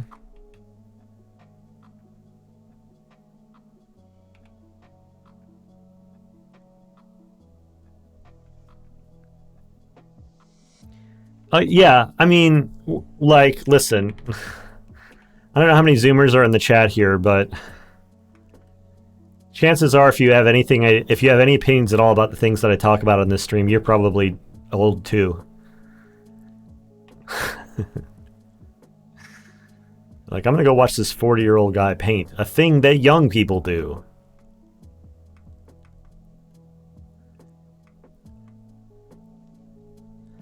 Let's imagine I or any other artist finally makes a project or builds a first project. What are your recommendations business-wise? And how much effort is needed to make something a thing? A thing. 26 years old. Oh, you're 26-year-old boomer is what you are. The, Disenchanted.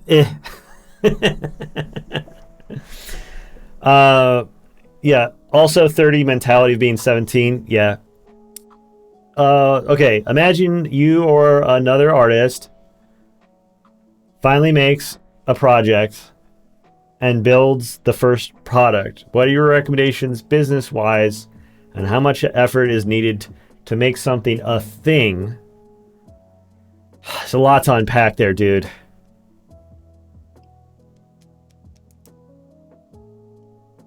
That's a lot to unpack.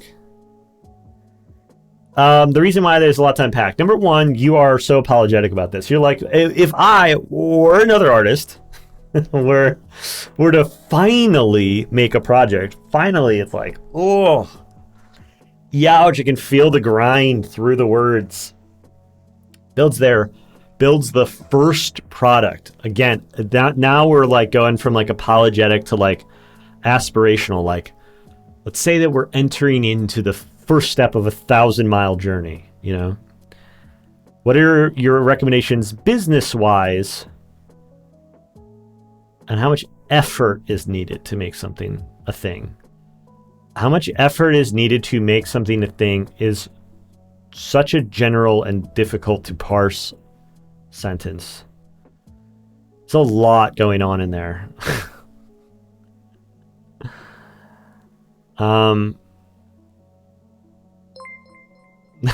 Thanks, Dustin.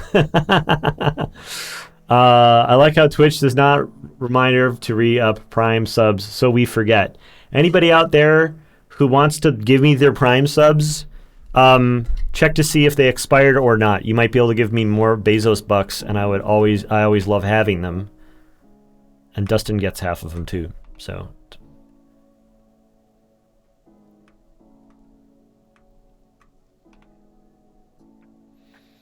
I've got to get some better. I got to work on these emotes. I got to do a new round of emotes, I think.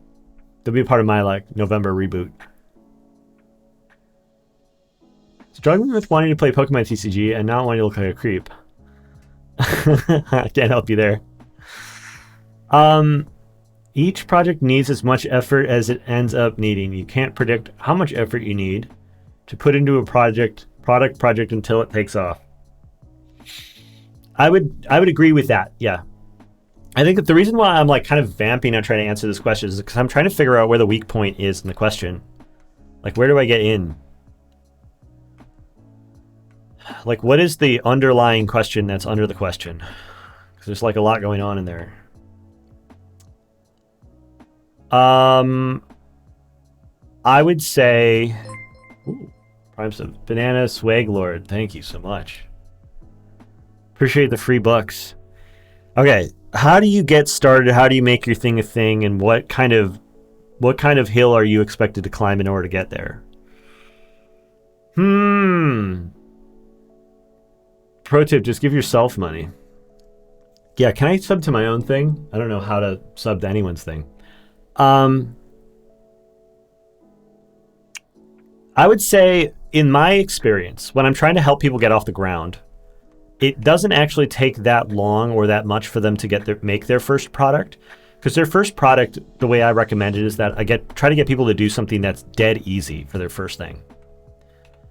Like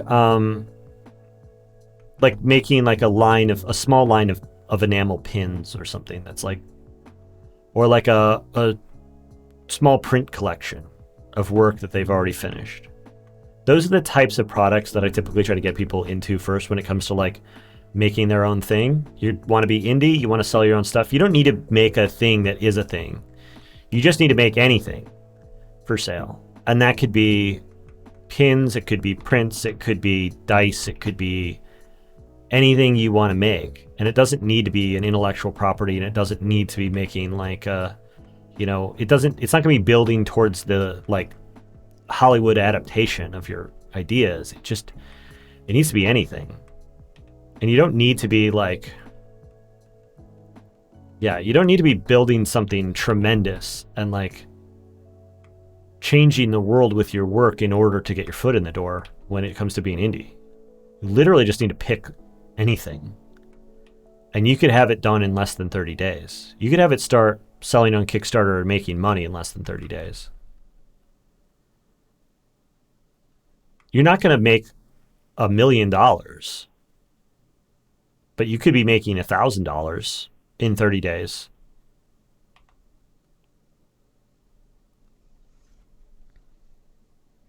I want more keychains and pins. Standees are cool too. Okay. Yeah, there's a lot of ways to go with it. And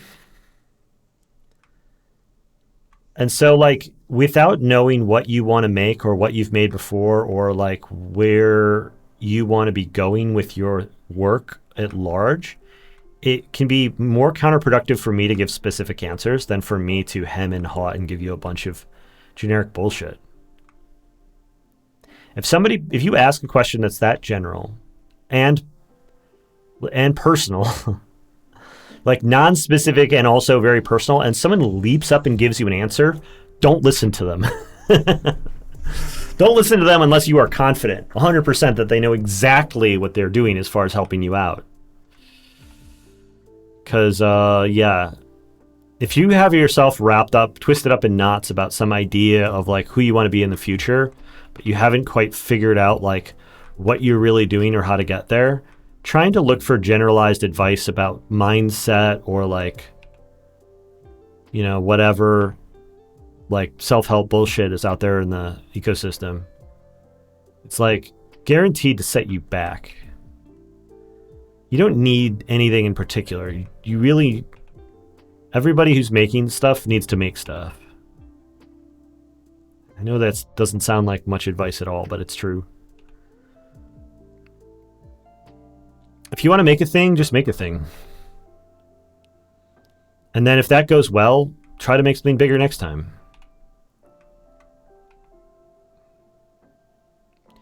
If it bottoms out and it collapses and it turns into a huge disaster for you, then you'll be really glad you didn't make something bigger yet.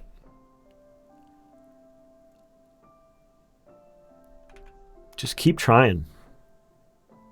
Make stuff, put it out, see how it does, improve it and adapt it. Just like any other piece of art, just keep making it and like improving it. A lot of my studies, they look like total trash in the first 10 minutes, 20 minutes. Same thing should be true of everything you're making. It should look like a total piece of trash. Totally worthless, wasted effort. It's a sign that you're living.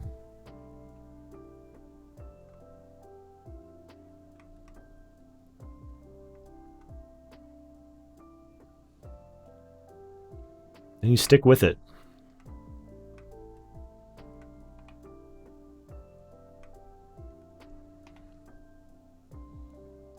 If you care for it, you'll stick with it.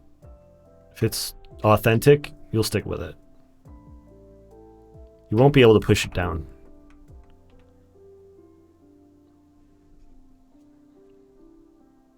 I know that I'm not reliable enough because of physical health issues to do a Kickstarter, so I just don't. I mean, if the health thing is keeping you down, yeah, don't make promises you can't keep. I just got to make sure casual players locally aren't under 18. I think that was related to the Pokemon Go. Instagram is overrun with AI. It's kind of not. I mean, not as much as like, I don't know, like DeviantArt is right now.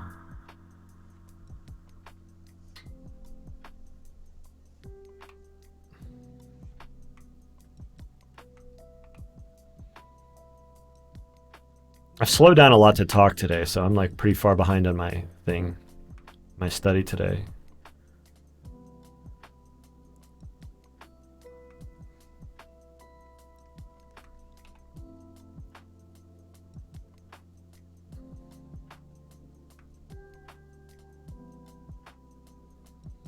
I actually kind of like the look of it from the thumbnail.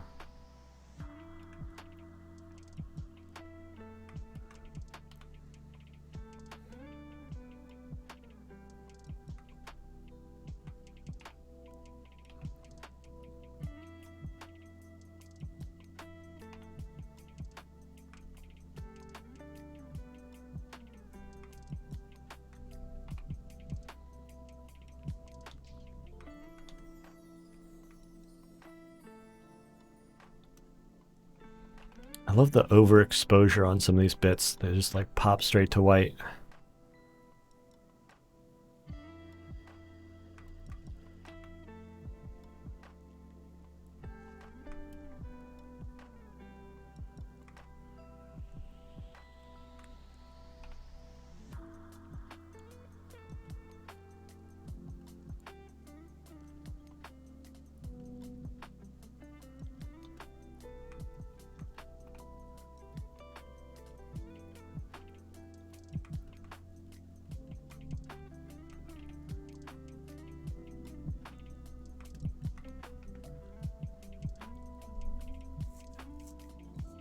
Now lower your voice and we have material for aspirational ASMR content on YouTube.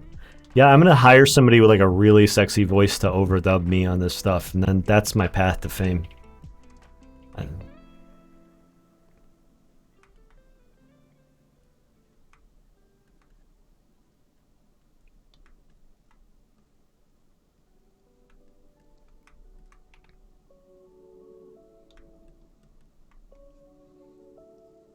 Jokes aside, I appreciate the direct and plain advice.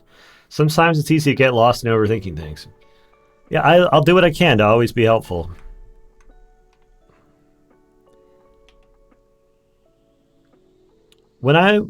Speaking more specifically, when I was getting Angelarium started, I mean, the first thing I did on Angelarium was it was just a project I did for school. So it wasn't like I built a thing with the intention of making it into like an IP. I was just like, I thought it was cool. I needed to do something for school. It was the best idea I had at the moment. And it turned out to be a good idea because it was like, I could immediately recognize, hey, I like making this and other people are enjoying seeing it. You know, it was a win. And then when I chose to, it was like it stuck with me long term. Not because I had like committed myself to making sure it would succeed, but because like it was obvious that I liked working on it and people liked the work I did on it.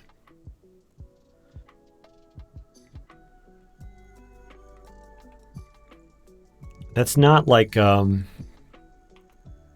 know, you don't get to choose to have a success like that. Oh, Raider Jawa. Hey, how's it going? Hi. Welcome, Jawa people. You know, when you're doing really good work, like it'll work, like it'll pan out. But you don't get to plan whether or not something you're going to work on is going to be a success. You just get to take shots on goal. Hey, Jawa, how's it going? What were you up to before you came raiding me? Welcome, Raiders. Doing a little career advice, just so you're walking in.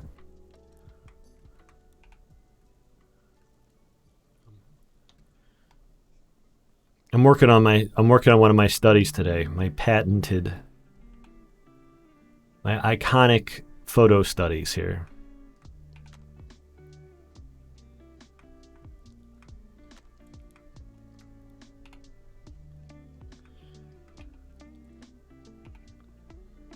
You ever hear about that new beer, the Mohrbacher? It's good. Painting a T800. I was stunned by your study. Thank you. T800, is that a Warhammer thing or is that a Terminator thing?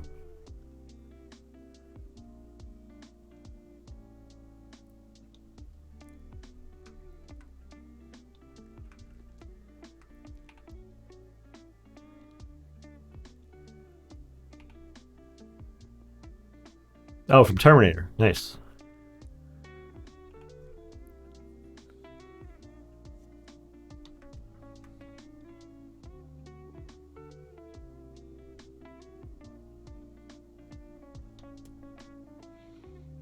Wow, a lot of weird color stuff started to happen in this these pants.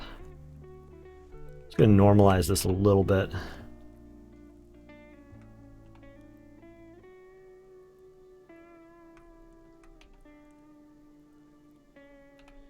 Keep a little bit of that color pop.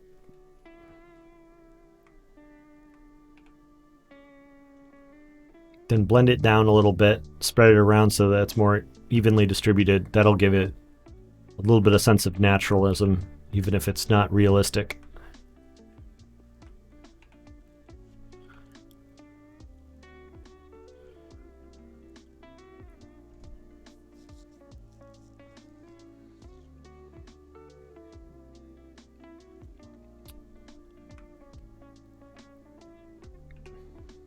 Yeah, not using black is a classic art school thing. I mean, it's something that I do as well, where I try to avoid mixing black through my colors. The way that colors tend to blend in Photoshop always looks a little bit like you're mixing black through the colors already, which can be a real problem.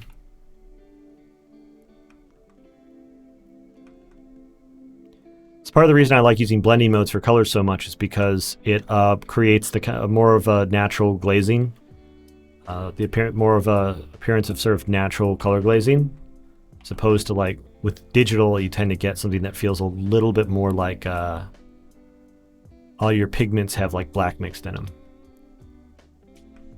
because they don't really like maintain their level of like chroma, their saturation when they're like mixed together. You know, they tend to kind of neutralize. Not ideal.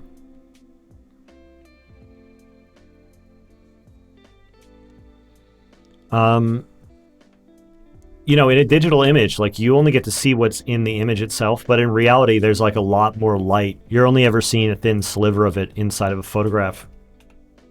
Our eyes are able to pick up more because we're able to see a more dynamic range. So capturing that inside an image plane, you know, you want to be able to capture some like simulation of depth of color that goes beyond just the gamut that you're seeing. You want to be able to like suggest the colors that are there above and below the colors, below the white point and the black point inside the scene. And you can actually get that a little bit due to translucency with real paint. But digitally, like you need to like kind of juice the colors a little bit in order to suggest the undertones a little bit.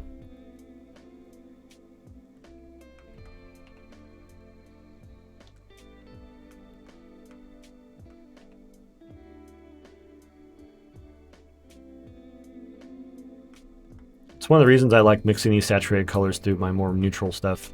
It looks good, but also I think it actually speaks to sort of a more general truth about the way things really look.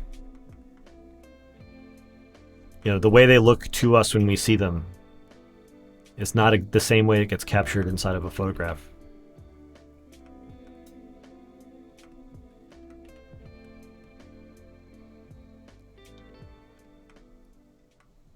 I think what's interesting about art, in part, is that we get to sort of see what things look like to other people.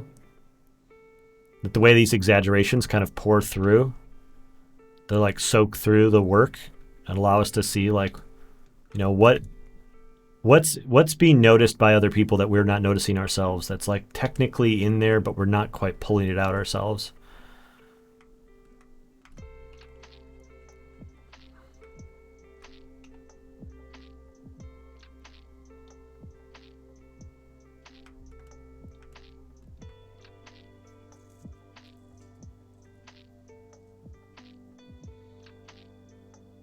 Oh, your girlfriend's a fan of my avatar? That's nice.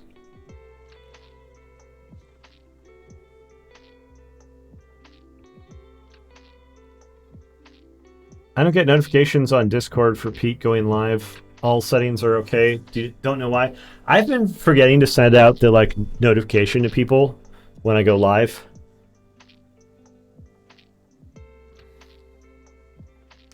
Any advice? Oh, somebody just discovered Kevin McGivern is really good. It's good. Jawa, do you want to like post a link to your stuff here in the chat so people can check out your work?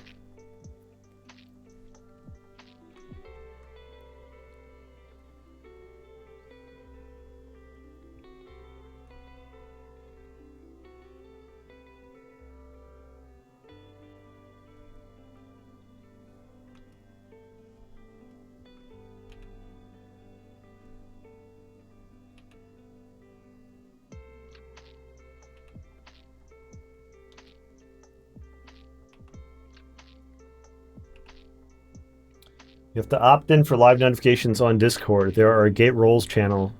They can get the notif. Yeah, I haven't also been broadcasting out to those channels every single time. I've got this laundry list of things to do when I go live, and I blow it on about like 20% of the items just about every time. Oh, Gerald Brom. Gerald Brom's a legend. I love Gerald Brom stuff. Brom. You can't even really call him Brom anymore because now his wife is a successful artist. So you can't be Brom and Lori Lee Brom. We've got to start calling him Gerald again. Never heard anyone called him Jerry. He doesn't seem like a Jerry. He's too goth to be a Jerry.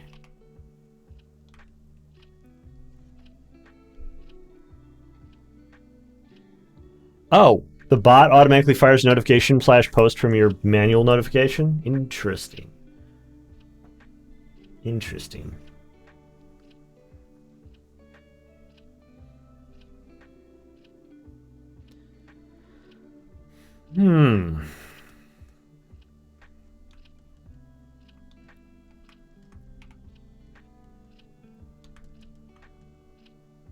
I should get this other hand done before I abandon this thing. Got quite the claw going here.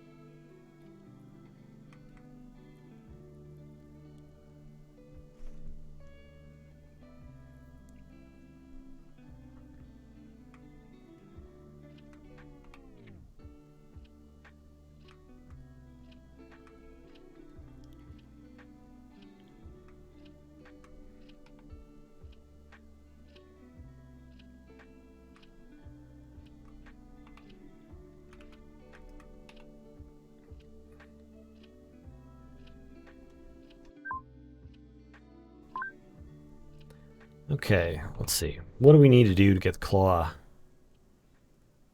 turned into a hand?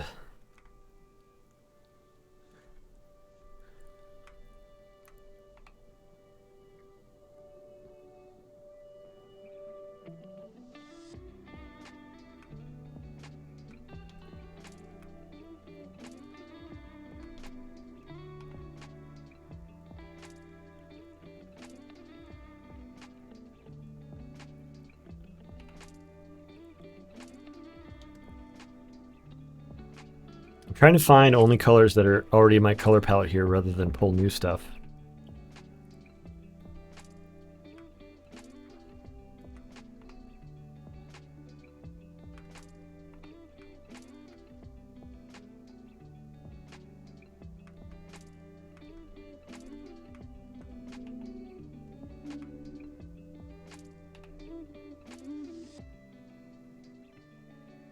Mandala asks whether you'll be at Lightbox Expo this year. The answer is yes, I will be at Lightbox Expo. I'm in the bad boy corner, all the way in the back of the room. I should be there hanging out, saying hi to people and signing stuff most of the time on most days, so I'll be easy to locate.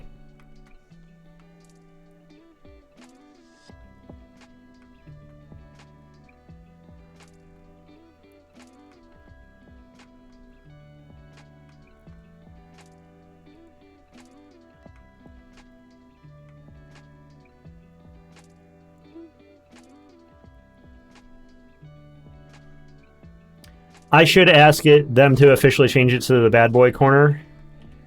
I've named other stuff at other shows. There was a bunch of artists that they were the first ones to sort of leave the artist alley and put their work in the dealer's hall at Gen Con. And the two people that were really propping it up were Steve Argyle and Drew Baker. And both of them had run-ins where they had tried to figure out ways of pushing the rules of the con and pushing the rules of like their rights as magic artists, and had forced both like Wizards of the Coast and Gen Con to make rules changes specifically to get them to stop doing certain things. So I named their booth Troublemaker Island, and it, I believe, has stuck to this day.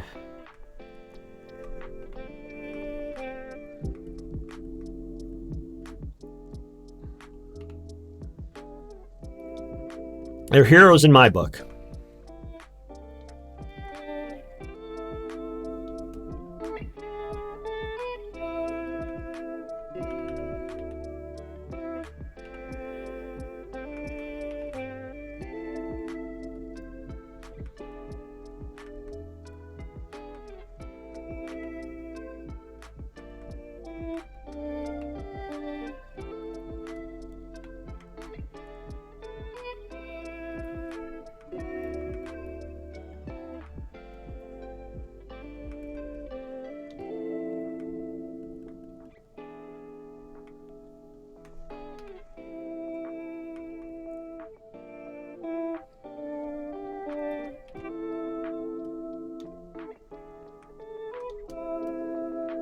You know what?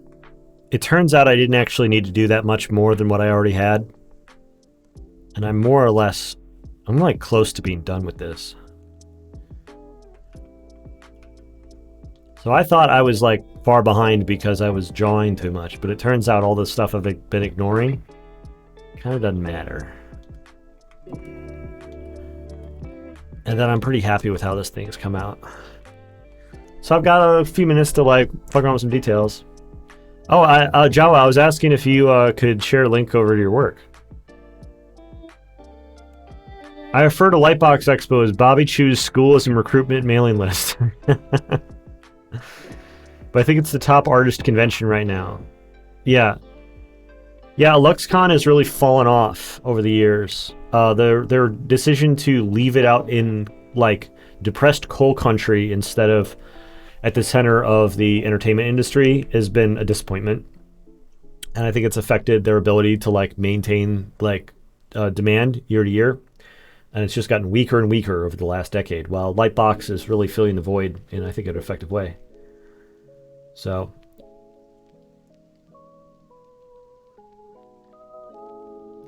I think Bobby's made something really incredible with Lightbox. I think he's done a fantastic job. You know, he recognized the gap in the market and filled it, and I think he's, you know, tried to keep the quality and like the you know, the mission of the Lightbox intact, and I have a feeling it's going to be around for a while. I don't think that anyone's going to be able to take a real run at it for a long time. I mean, these things all have life cycles, but I think Lightbox is going to be like the kind of premier entertainment artist show for the foreseeable future.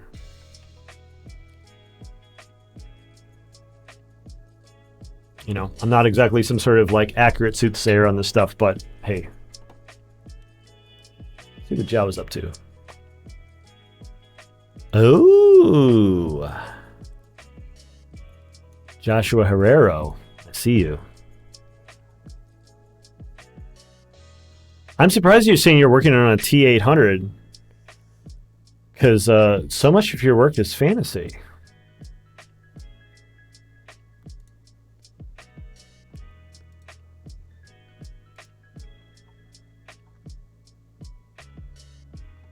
Worked on board games like Call of Cthulhu.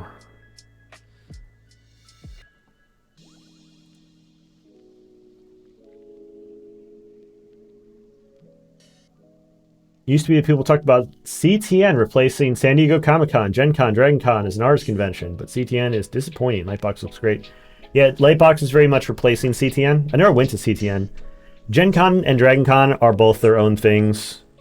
I think they will continue to roll on because Gen Con is the hub for tabletop gaming, and that won't change unless somebody does something insane. And Dragon Con is existing completely outside the spectrum as its own thing. Ooh, the drawings on these are really nice.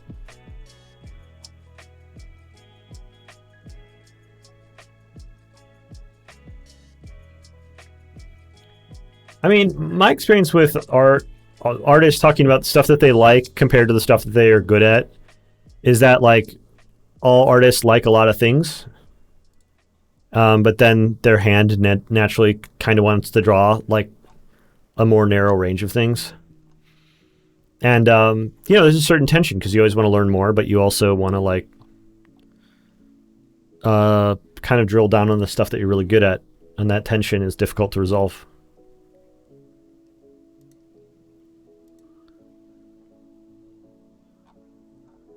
Is there a favorite piece of yours that you want to highlight? I kind of just clicking on whatever catches my eye.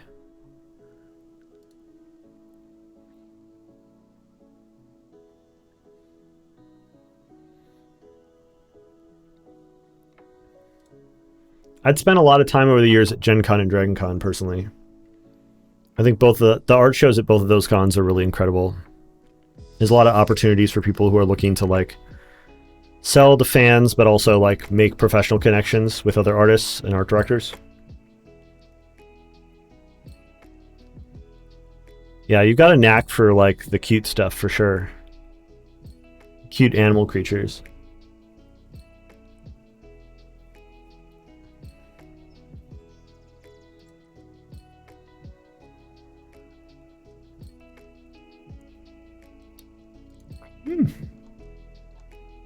I'm just coming to the end of my stream, so we're going to have to find somebody else to raid in just a minute. Yeah, some Ori fan art. Nice. Well, thanks for sharing your stuff. Yeah, I'm gonna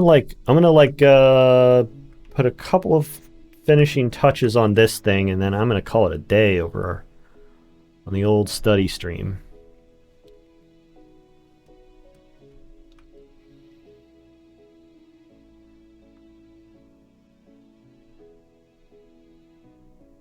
Thanks, Mandala. Have a good appointment. Best of luck.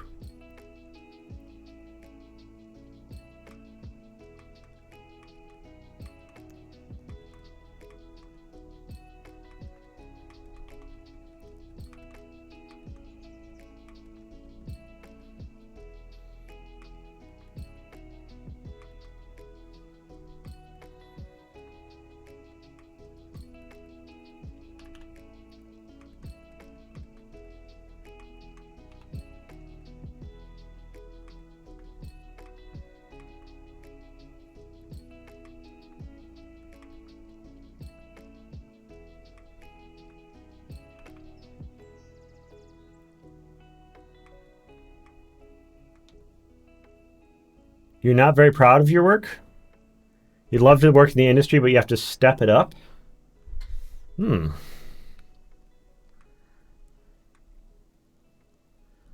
don't know, maybe you just need to find the right project. Raid candidate Duke Hoover.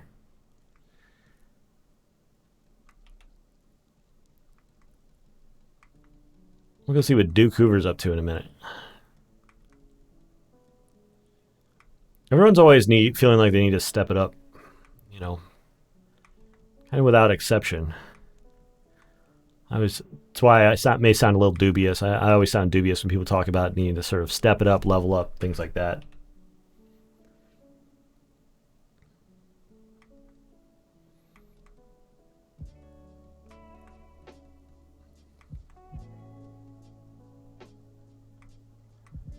I don't like the way that newer versions of Photoshop, the navigator does like wonky stuff.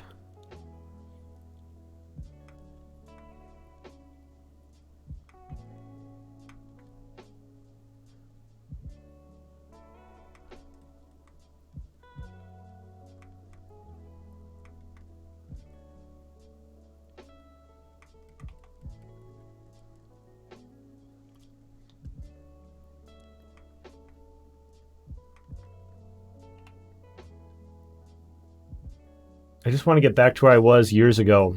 I'm aware it'll take time, but I won't doubt myself either. I don't want to sound snobbish or not, but I can't let the depression win.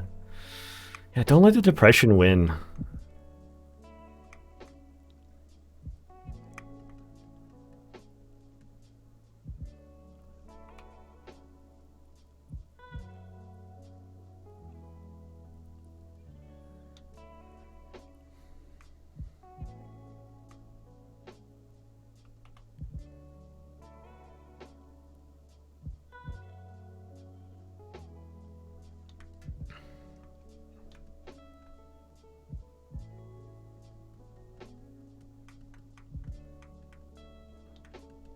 All right, I'm calling it.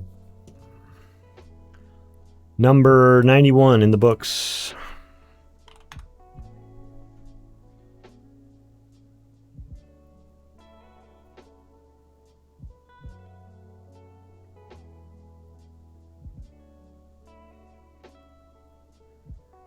Yeah, we're all playing this against ourselves. I mean, there's like this whole problem of, you know, you've got to like, there's like the financial part of stuff. But at the end of the day, like that's not the most important thing. And like the challenges are always us dealing with ourselves, you know? Trying to figure out where those two things interact, that like challenge with the self and then also like interacting with the market, they tend to like work against each other. And so trying to thread the space between them is always really hard. I mean, this is why I'm always pushing on people to like focus on like the challenges they have with themselves. Because like, you know, there's not a lot of success to be found in a purely cynical attempt at like challenging the market. So at the very least, We should have successes in our own lives, against our own shadowed qualities. And then, perhaps that leads to some sort of financial thing down the line. We'll see. All right. Save this out, and then I'm going to hit up Duke Wellington or whatever the name of the person was that we just talked about. 91. Duke Hoover. Mostly correct.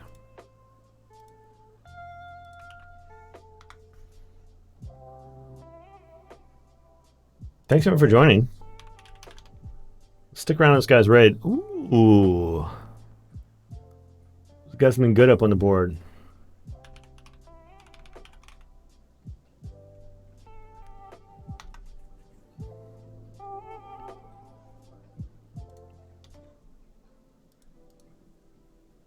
All right. Time to power everything down.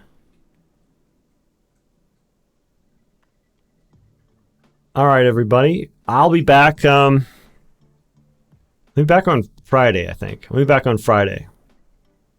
Until then, well, behave yourselves. Have a good one.